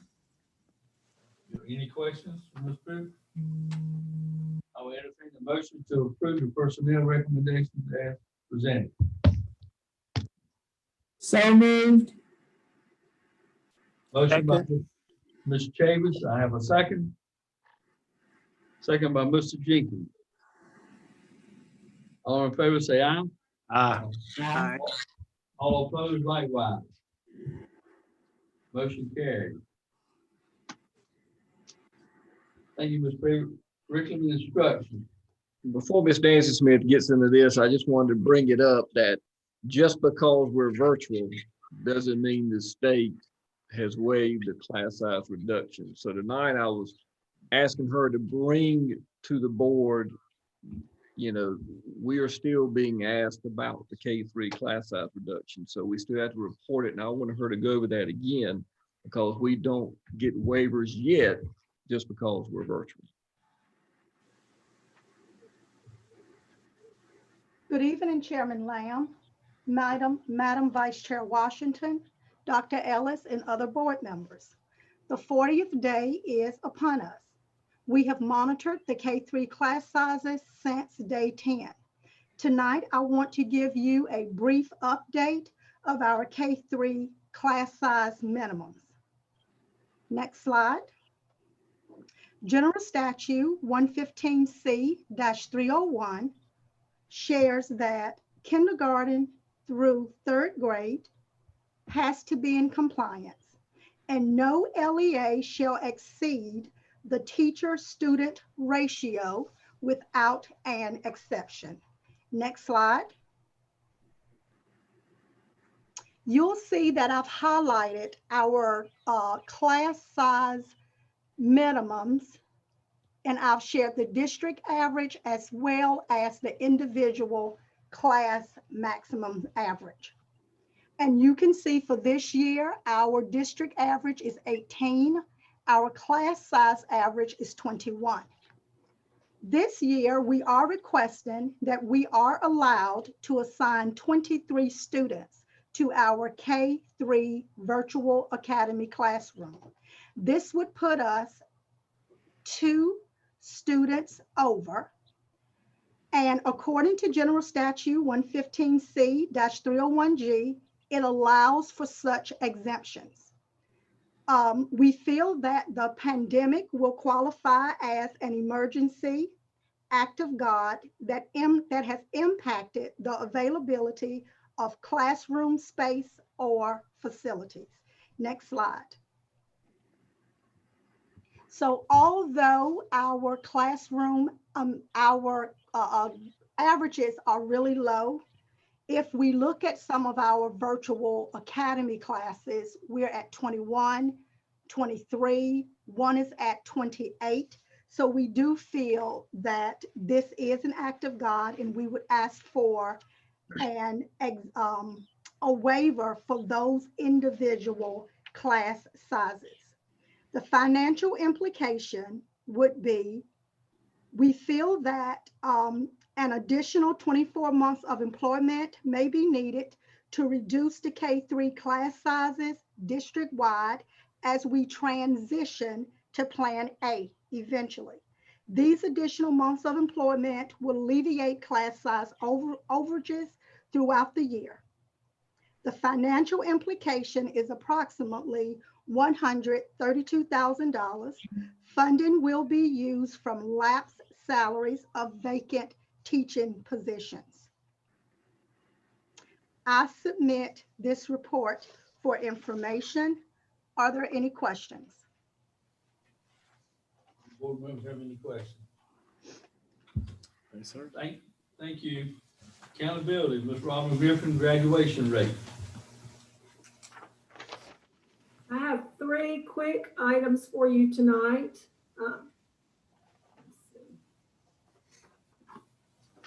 The first one being the graduation rate. You can see from the first slide. Do you have those slides up?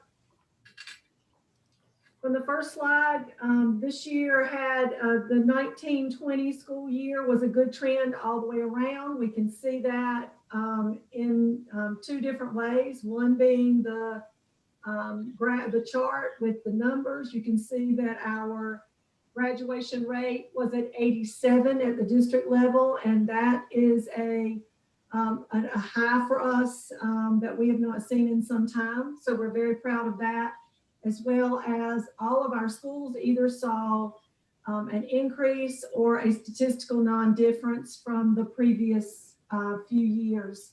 So that was really good. If you'll go to the next slide, it's the same information. It's only in chart form. And again, you can see there's a very good trend there showing that our graduation rate is increasing. Remember that graduation rate is not the number of students who walk across the stage at the end of the year. The graduation rate is the number of students in the cohort. So their cohort starts in the 20th day of their 9th grade year. That sets the cohort, and then they are tracked through the 4 years, those coming into a school, going out of a school, so that we can identify all of the students who would be in that cohort and whether or not they graduated or left the school with appropriate documentation. So we're really pleased with that trend. The next slide, please, is going to be the legislated local testing report. You'll remember that general statute requires that every year we submit to DPI and to the legislature a comprehensive list of all of the assessments that are mandated at the district level. We also have to how are the results reported to the parents, and then the estimated amount of time that it takes to administer those assessments.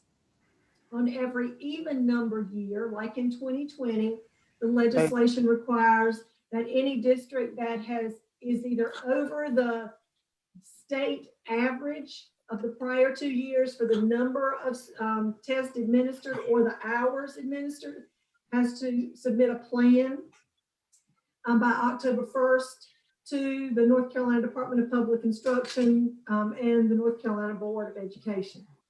Next slide, please.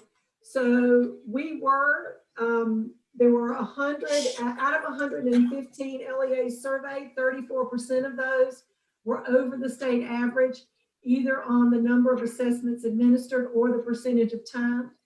Nash Rocky Mount Public Schools was identified as one being that we were over the state average on the local number of assessments administered. We submitted our plan on October 1st to reduce the number of assessments administered locally. And our plan basically talked about the fact that we were doing some internal analysis, looking at how successful and productive the assessments we were using were. A lot of those were tied to software products that we were using. And if we could not see a benefit from those, then we were reducing those and no longer using them. So we saw a significant drop in the number of assessments that we were being administered internally this year. Thirdly, this is just a report that I have to give to you every year on the local alternative accountability model. And excuse me, Tar River Academy is Nash Rocky Mount's alternative school. You remember that alternative schools under the general statute have 3 options. They can have the same plan for accountability as standard schools do. They can use the alternative model, which is considered a progress model, and that uses 3 years of data. Or they can create their own plan and submit that to the board, to the state board for approval. The last couple of years, we have been very successful at Tar River using Plan B, and that plan is that alternative progress model. Over the past few years, Tar River has earned a designation of progressing, which is the highest they can achieve. So for the 2021 school year, Tar River Academy will be using Plan B for both the state and federal reporting options. Are there any questions for me? Mr. Chairman. Ms. Griffin, a real quick question. Those graduation rates, I guess the trend that it shows is wonderful information. Is any of that clouded by how kind of the unique way our year ended last year, in that, I guess, testing wasn't what it's traditionally been for graduates? Yeah, excellent question. So it only in the sense that students had the opportunity between March and the end of the year to make up any work that they have not finished. But generally we see that anyway, because there is a short period of time after graduation and before the new year, which starts on July 1. So students would have sort of the end of May through the end of June to do any remedial work, to make up anything they've missed for graduation. So we normally pick up those kids anyway.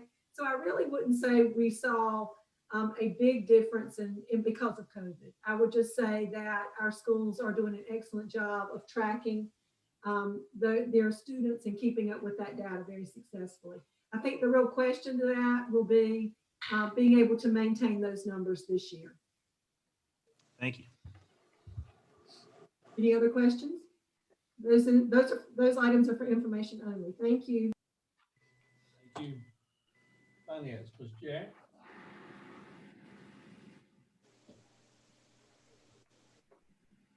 Good evening, Chair Lamb, Vice Chair Washington, board members.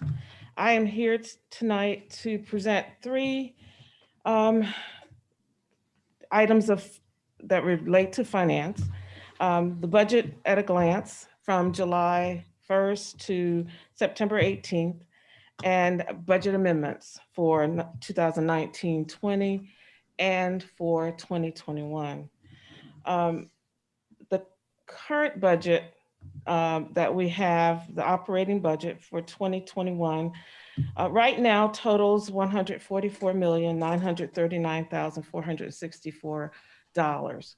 Tonight, and the report that you received was just for state, local, and capital outlay.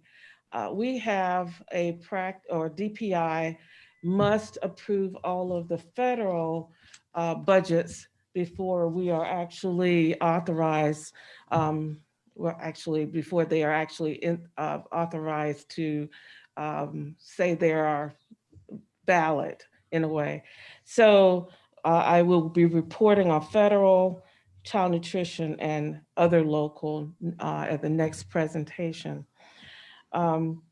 So the funding for state funding is based on the higher of the current 20-day ADM, average daily membership, or the prior year ADM, 20-day ADM.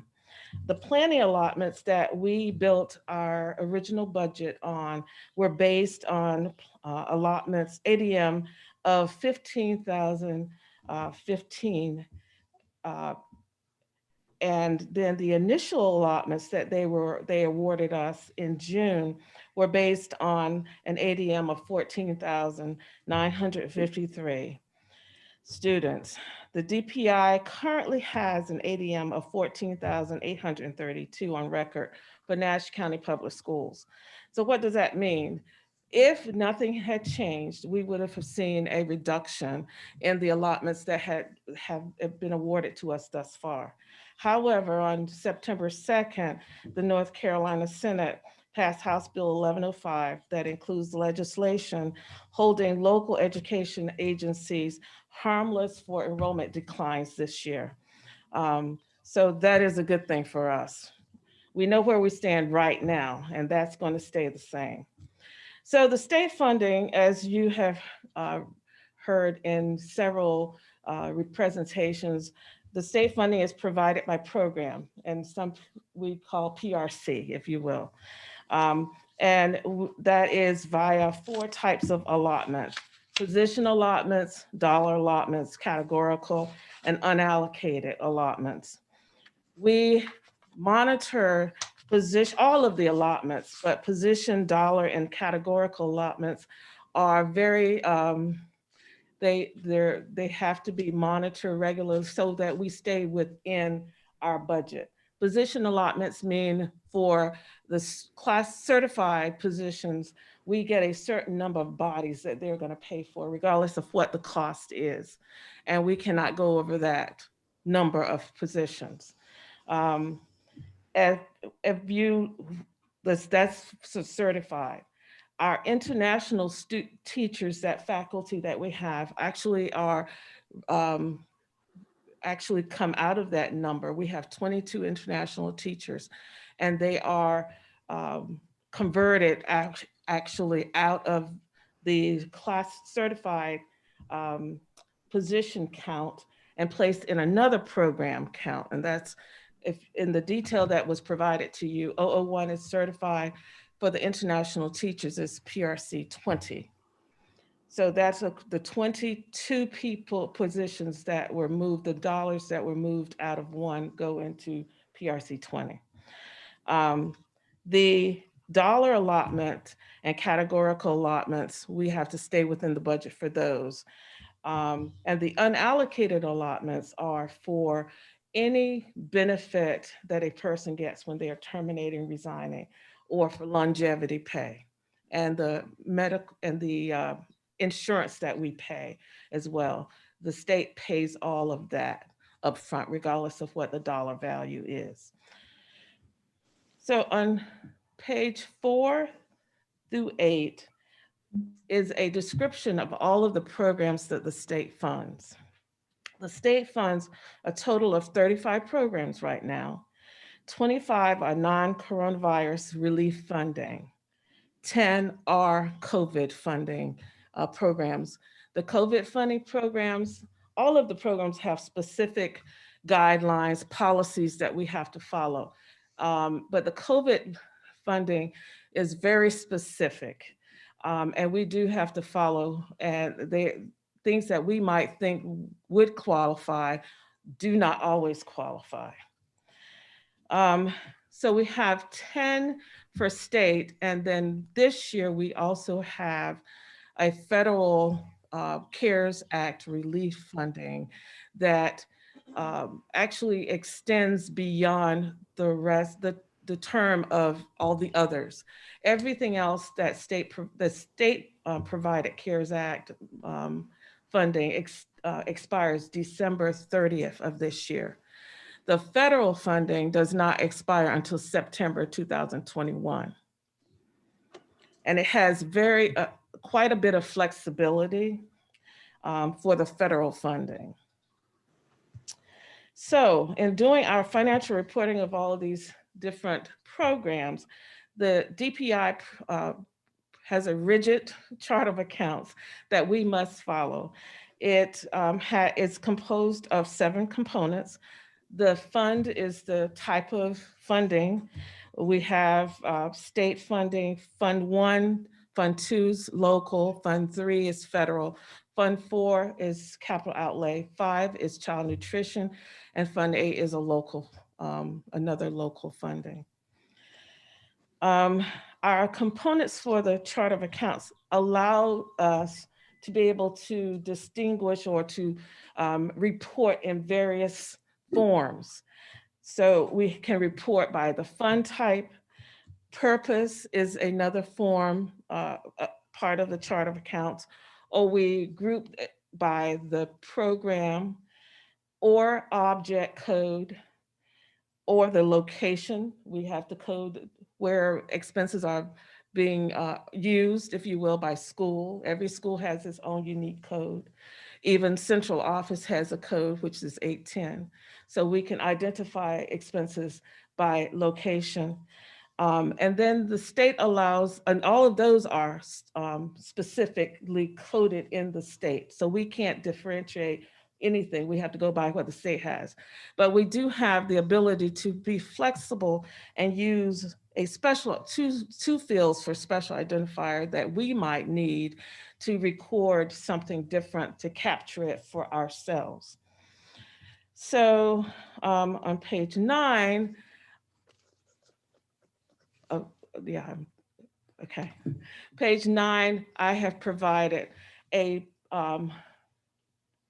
report that shows you the program funding by categories, by allotment categories. And then on page 12 through 13, we have the budget to actuals that shows also the encumbrances and the amount remaining by program, also by allotment category. And page 14 through 15, we have the actual expenditures as of September 18th by object code, which gives you a very detailed listing of the expenses by category for state.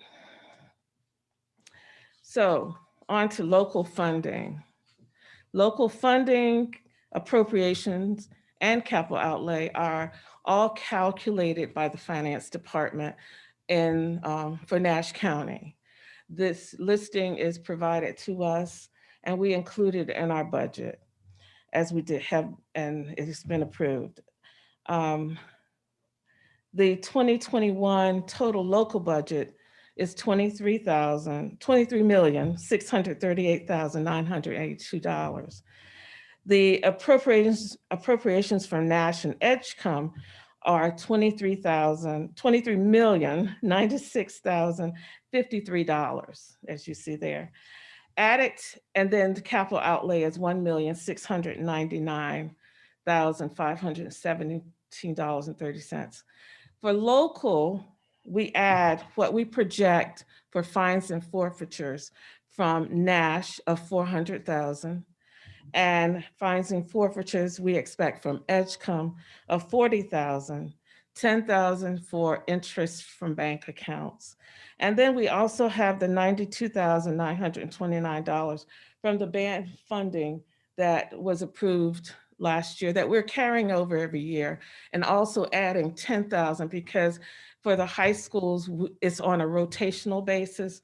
Right, this year, Rocky Mount High is to get the $10,000. So if they don't spend, and they're trying to accumulate the money so that they can purchase large amounts of band uniforms, several uniforms at one time. So we have created a process and the accounting treatments or recording to make sure that we award the $10,000 in any given year. We identify it by using the object code, a unique object code that we've given to each of the schools, and location code, excuse me. And then we will be rolling it over, and it'll still be a reserve every year until they're ready to use the money. The appropriations for Nash and EdgeCom are received 1/12 usually every month. The fines and forfeitures amounts may vary because they usually send to us whatever has been collected. And in some cases, the total amount has exceeded the projected budget amounts. And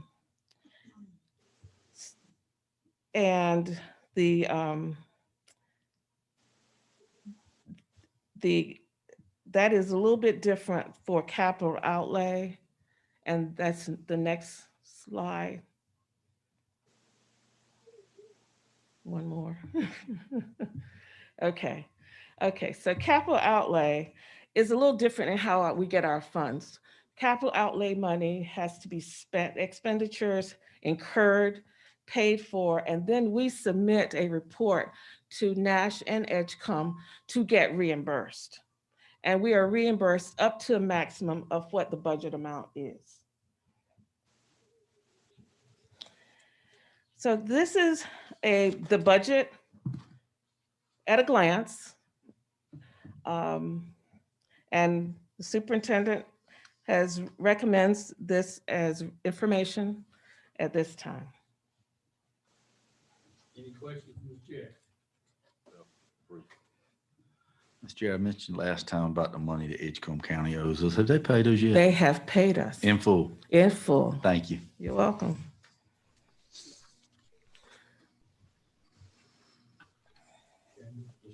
Okay. Budget amendments. Okay. 2021. All right. So we had the last presentation, we had allotment revisions to, and they give us one whenever things are changing, and they number them, if you will. We were at number 5. Now, as of September 18th, we were at number 16. So the budget amendment that you have before you for state is to provide confirmation of what we, where we are, our current balance, including all the revisions, that total $1,665,921. Going from, at the time of our August board meeting, the budget for state was $100,001,826. As of September 18th, with the amendments, the budget funding was $101,667,747. In local, it's really a reallocation to fund the $10,000 for Rocky Mount High School. We are moving $10,000 from instructional services to the purpose codes system-wide support services.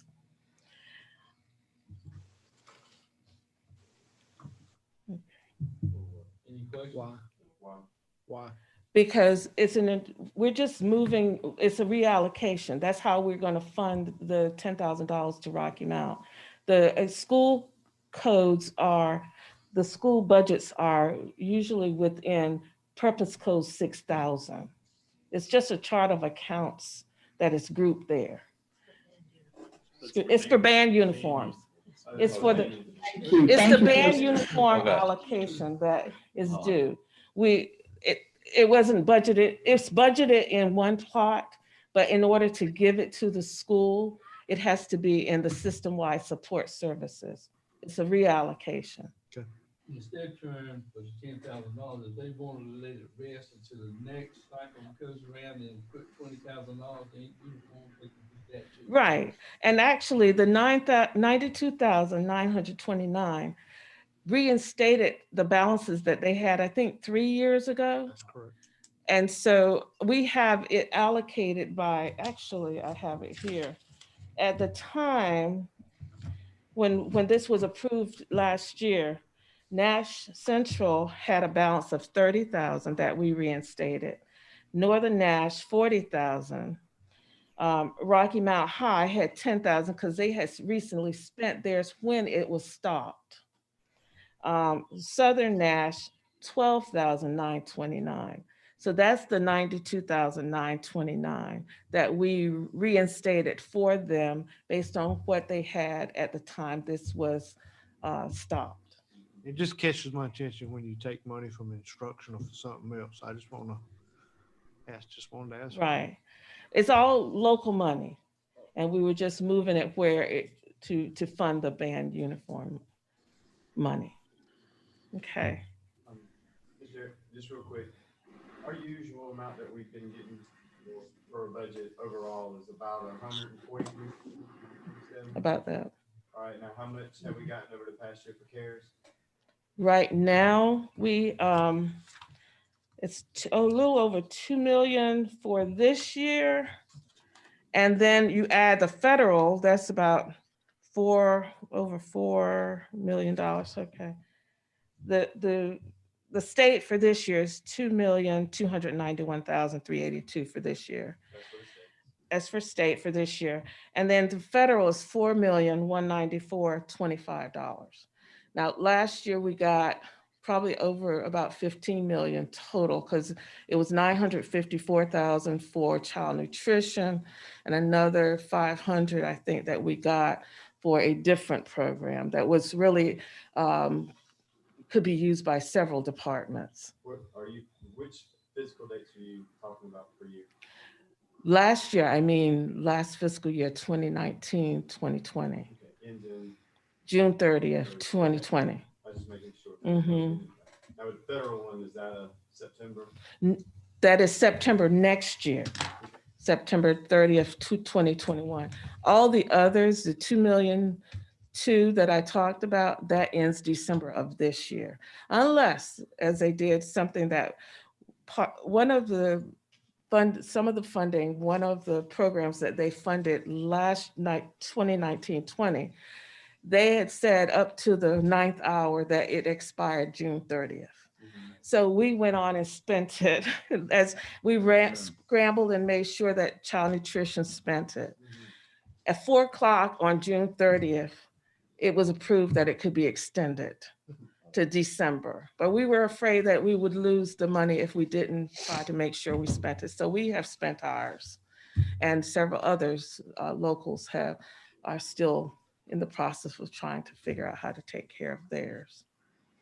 Any other questions from Ms. Chair? I will entertain a motion to approve the 2020-2021 budget amendments. So moved. Motion by Mr. Edwards. Second. Motion by Mr. Visit, second by Mr. Edwards. All in favor say aye. Aye. Aye. All opposed likewise. You're welcome. So our final 2019-20 budget amendments. Last board meeting, you approved a resolution to allow Dr. Ellis to have the auditors review and all of our financials, and then we would come and make any changes that we need to make, and we would present those to you for information and approval. And we are here. The audit is winding down, and we are planning to have a report for you at the next board meeting. So the three budget amendments that we have tonight are reallocations. The first two are reallocations for purpose codes that the auditors have found things coded in certain purpose codes that should be in others. And these are all coming from the audit. So that is for the state funding and local funding. We're reallocating between purpose codes. State reallocating $155,212 from system-wide support services to instructional services. And then for local, we are reallocating $479,206 from system-wide support services. $396,751 of that is going to instructional services, and $82,455 to ancillary services, which is child nutrition expenses, related expenses. For capital outlay, we had 8 buses that were received in 2018-19. And as you know, the state actually pays for these, but it looks as if they give us the money and we record it on our books. So the financing is a 3-year term financing. We received the buses in 18-19. The state forwards us the funding to the district to record the revenue for the cost of the buses. This is the 3rd year of these buses that the funding was not reported to us until the auditors came. So this is reporting this money on our books, the revenue and the expense, which nets to 0 for capital outlay, but we do have to put it on our books. So these are the final 2019-20 budget amendments that the superintendent is recommending approval as presented. Any questions from Ms. Chair? I'll entertain a motion to approve the 2019-2020 final budget amendment. So moved. Motion by Rob, second by Ms. Chavis. All in favor say aye. Aye. Likewise. Motion carried. Thank you, Ms. Garrett. Thank you, Mr. Chair. Facilities, Mr. Davis. Good evening. I wanted to share an update for the new elementary school. Just letting you know what's been going on. We have been making steady progress. The design narrative submittal was on 6/12. You can see the space profile of 90,574 square feet. Gym renovation is 12/3/11. The schematic design was submitted on 7/19. You can see the fluctuation a little bit in the confirmed square footage. The gym stayed the same. New design development was submitted on 9/28 with a final square footage of 89,145 and the gym renovation staying the same. A $20 million budget. As you can see, move this out of the way. We've got $18,335,897. That is an estimated base bid. With an owner contingency of $543,000 and the architectural engineering fees at $1,107,000. Total project budget is $19,985,897. Now, this does not include repair renovation to the gym. There is an additional $569,279. This is for renovating the gym, the lights, the exterior windows, the gymnasium roof, and things that are not in the base bid construction. Now, this is a bid price, and we're going to put it in as an alternate in construction and to see how the numbers come out. We may pull this out of the budget itself and do that managed by in-house through my department as far as the bidding process, depending upon how the bids go. Okay, what are our next steps? DPI intermediate design review. That has been submitted. DPI is doing what they call an intermediate design review to pick up on any major things before we do the final submission. In October, there'll be a pre-qualification process, a public advertisement. We'll receive GC responses in November and pre-qualified GCs approved in December. Construction documents will be submitted to DPI on 12/4. And if all goes well, January 10th, we'll release for bidding. We'll receive bids in February 9th. And if all goes well, we should start construction sometime in March. Okay, this is an overlay of the site plan. You'll see in the foreground behind is Red Oak Middle School, the football field and softball field. You can see the back edge of the campus does encroach, but does not get into the football field. So relocating at this time is not pertinent. You can see the gym. We're doing a connection so that kids will not have to go outside and enter the gymnasium. We'll be adjoining that at the rear of the gymnasium. The existing building you'll see is the car line. Once the new building is constructed, we'll tear down the existing building, and that will be the car rider line. This is just a floor plan of the existing building we just showed. You can see where it connects to the gymnasium, the classroom wing. Basically, you see the admin is the far left up front, the media center, and then the blue or teal green is the cafeteria. This is an exterior rendering of what the finished product should replicate. This is another rendering.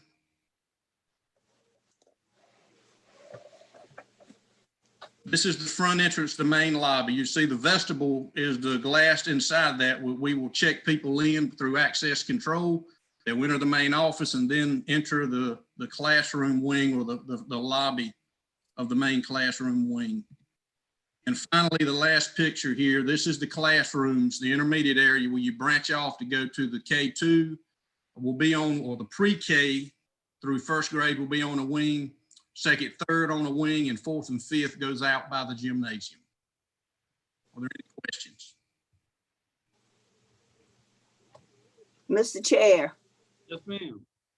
I have two questions, one on this, and then I have one that I want to go back and ask Mr. Davis about on the cleaning, if I may. Okay.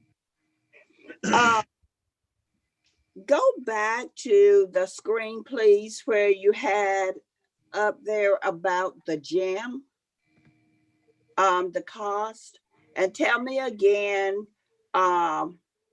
what is not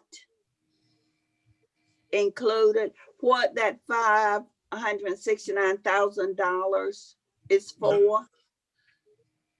Once you enter the gym, the main gymnasium itself, part of the base bid on the back end of the gym, which is an existing office area, that is considered the base bid where we're making the PE office, the book storage, all of that is in base bid. What you're seeing with the 569 is once you enter the hardwood floor where the actual gymnasium is at, that piece, the roof, the windows, the lighting, and the mechanical, that is what this is, an alternate. It's not, it's actually what we're wanting in the construction, and we want to pay for that through the 20 million, but we broke it out depending upon how the numbers come in, where if I handle that in-house, we do not have to pay the overhead. It still would be paid through construction funds, but if I manage it because it's part of the existing structure, we may be able to, instead of doing it for 569, do it for much less.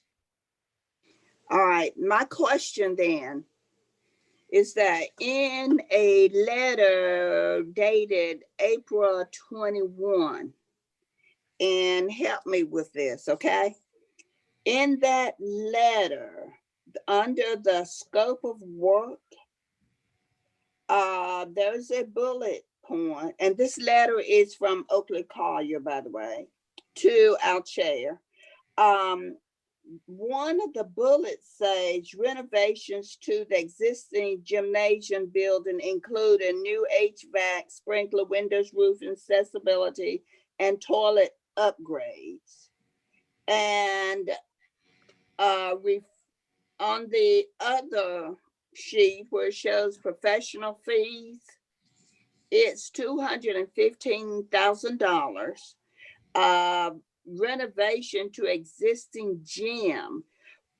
What is the difference? I don't understand that. What is that saying to me? I thought the gym renovations were included in the scope of work. Originally it is, and we can put it in the scope of work, but when you have the $20 million budget, what it's basically saying is they've broken out, and a portion of the back side of that gym is in the basic scope of work. And you're right, when it was originally bid, part of that was in that, in the $20 million. But when we started getting construction-based bid, these are numbers that they've pulled in, Ms. Bullock, that are not pulled out of the air. We're hoping on bid day that it's going to come in under this. But these are numbers that they feel they can stand upon. And unless we cut square footage out of this building, we don't feel that we can design or come up with any other alternatives that square footage wise that would not compromise what we need instructionally for this building. We would have to start cutting square footage to get this into the base bid, if that makes sense. Well, let me ask you something else, because I don't really understand it yet. So let me ask you another question, and forgive my ignorance. No, that's fine. They're good questions. I still, in the letter dated April 21st, all of the professional fees totaled $20,000. I mean, $20 million. And I know we have gone back and made some changes in that proposal. But I still don't grasp the understanding of why the $215,000 under professional fees, which total $20 million, does not include what needs to be done to the gym, since that $215,000 said it covered the renovations to the existing gym, and referred me back to the scope of work.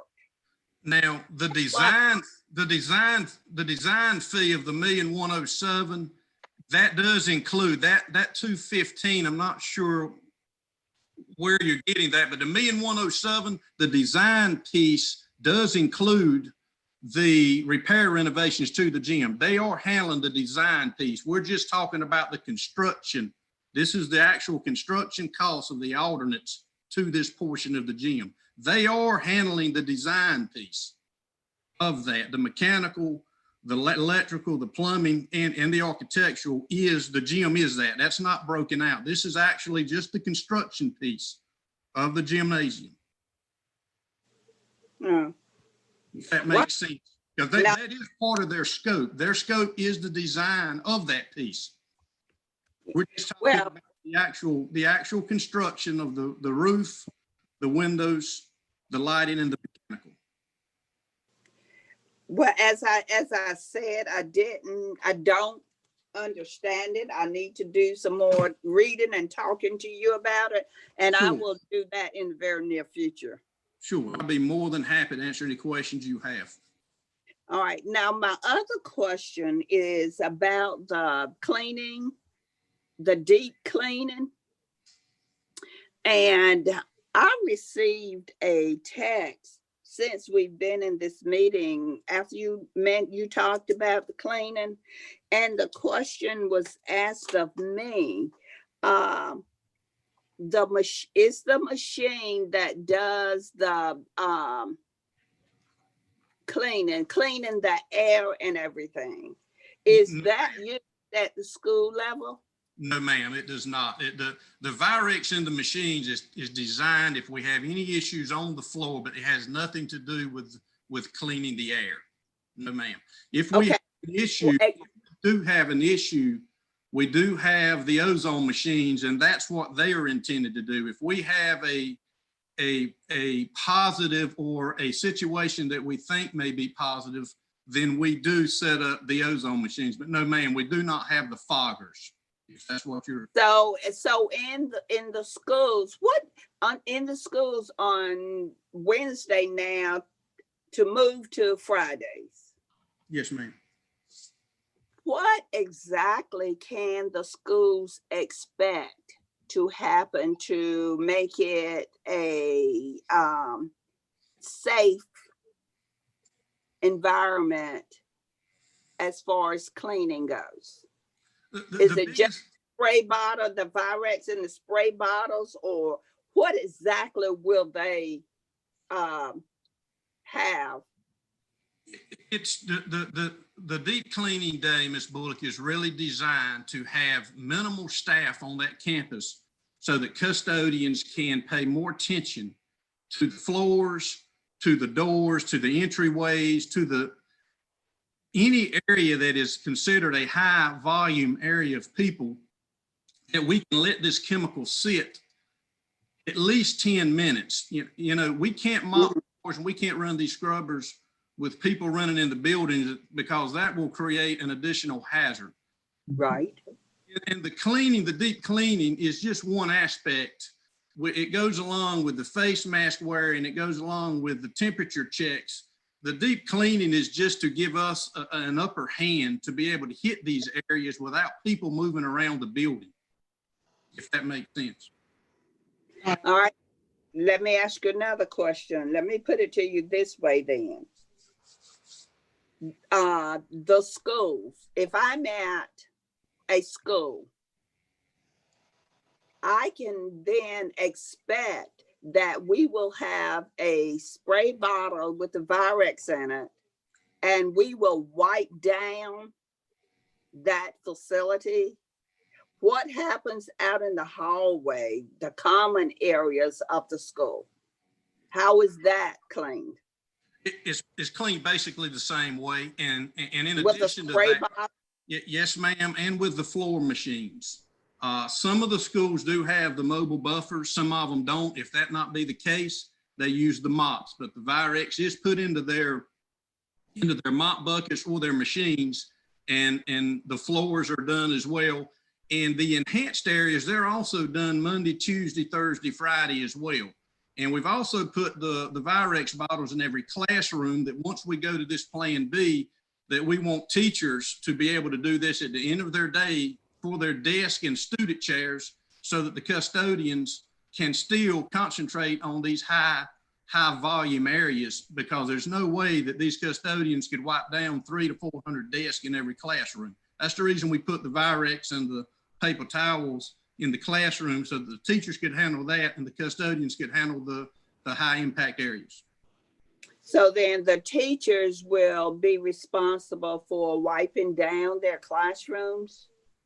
Basically just the student desk and chairs, which we've also recommended that once we go to the Plan B, that we remove all desk and furniture that is not needed. We are either going to store it in unoccupied classrooms, or I've told principals to email me and we'll remove it from their campus temporarily until we go to Plan E. All right. Thank you. Yes, ma'am. Any other questions from Mr. Davis? Yes, sir. Or Dr. Ellis? Hello. Oh, there you go one. B, you got a question? Yes, I do. Shannon, how are you, sir? I'm good. I want to go back to that contingency plan, please. I'm gonna have to share my screen again. Hang on 1 minute if I can.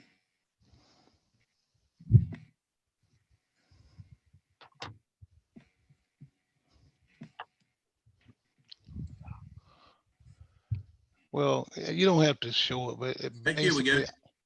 I want you to, yes, sir. I want you to talk briefly about the only contingency, that over $500,000.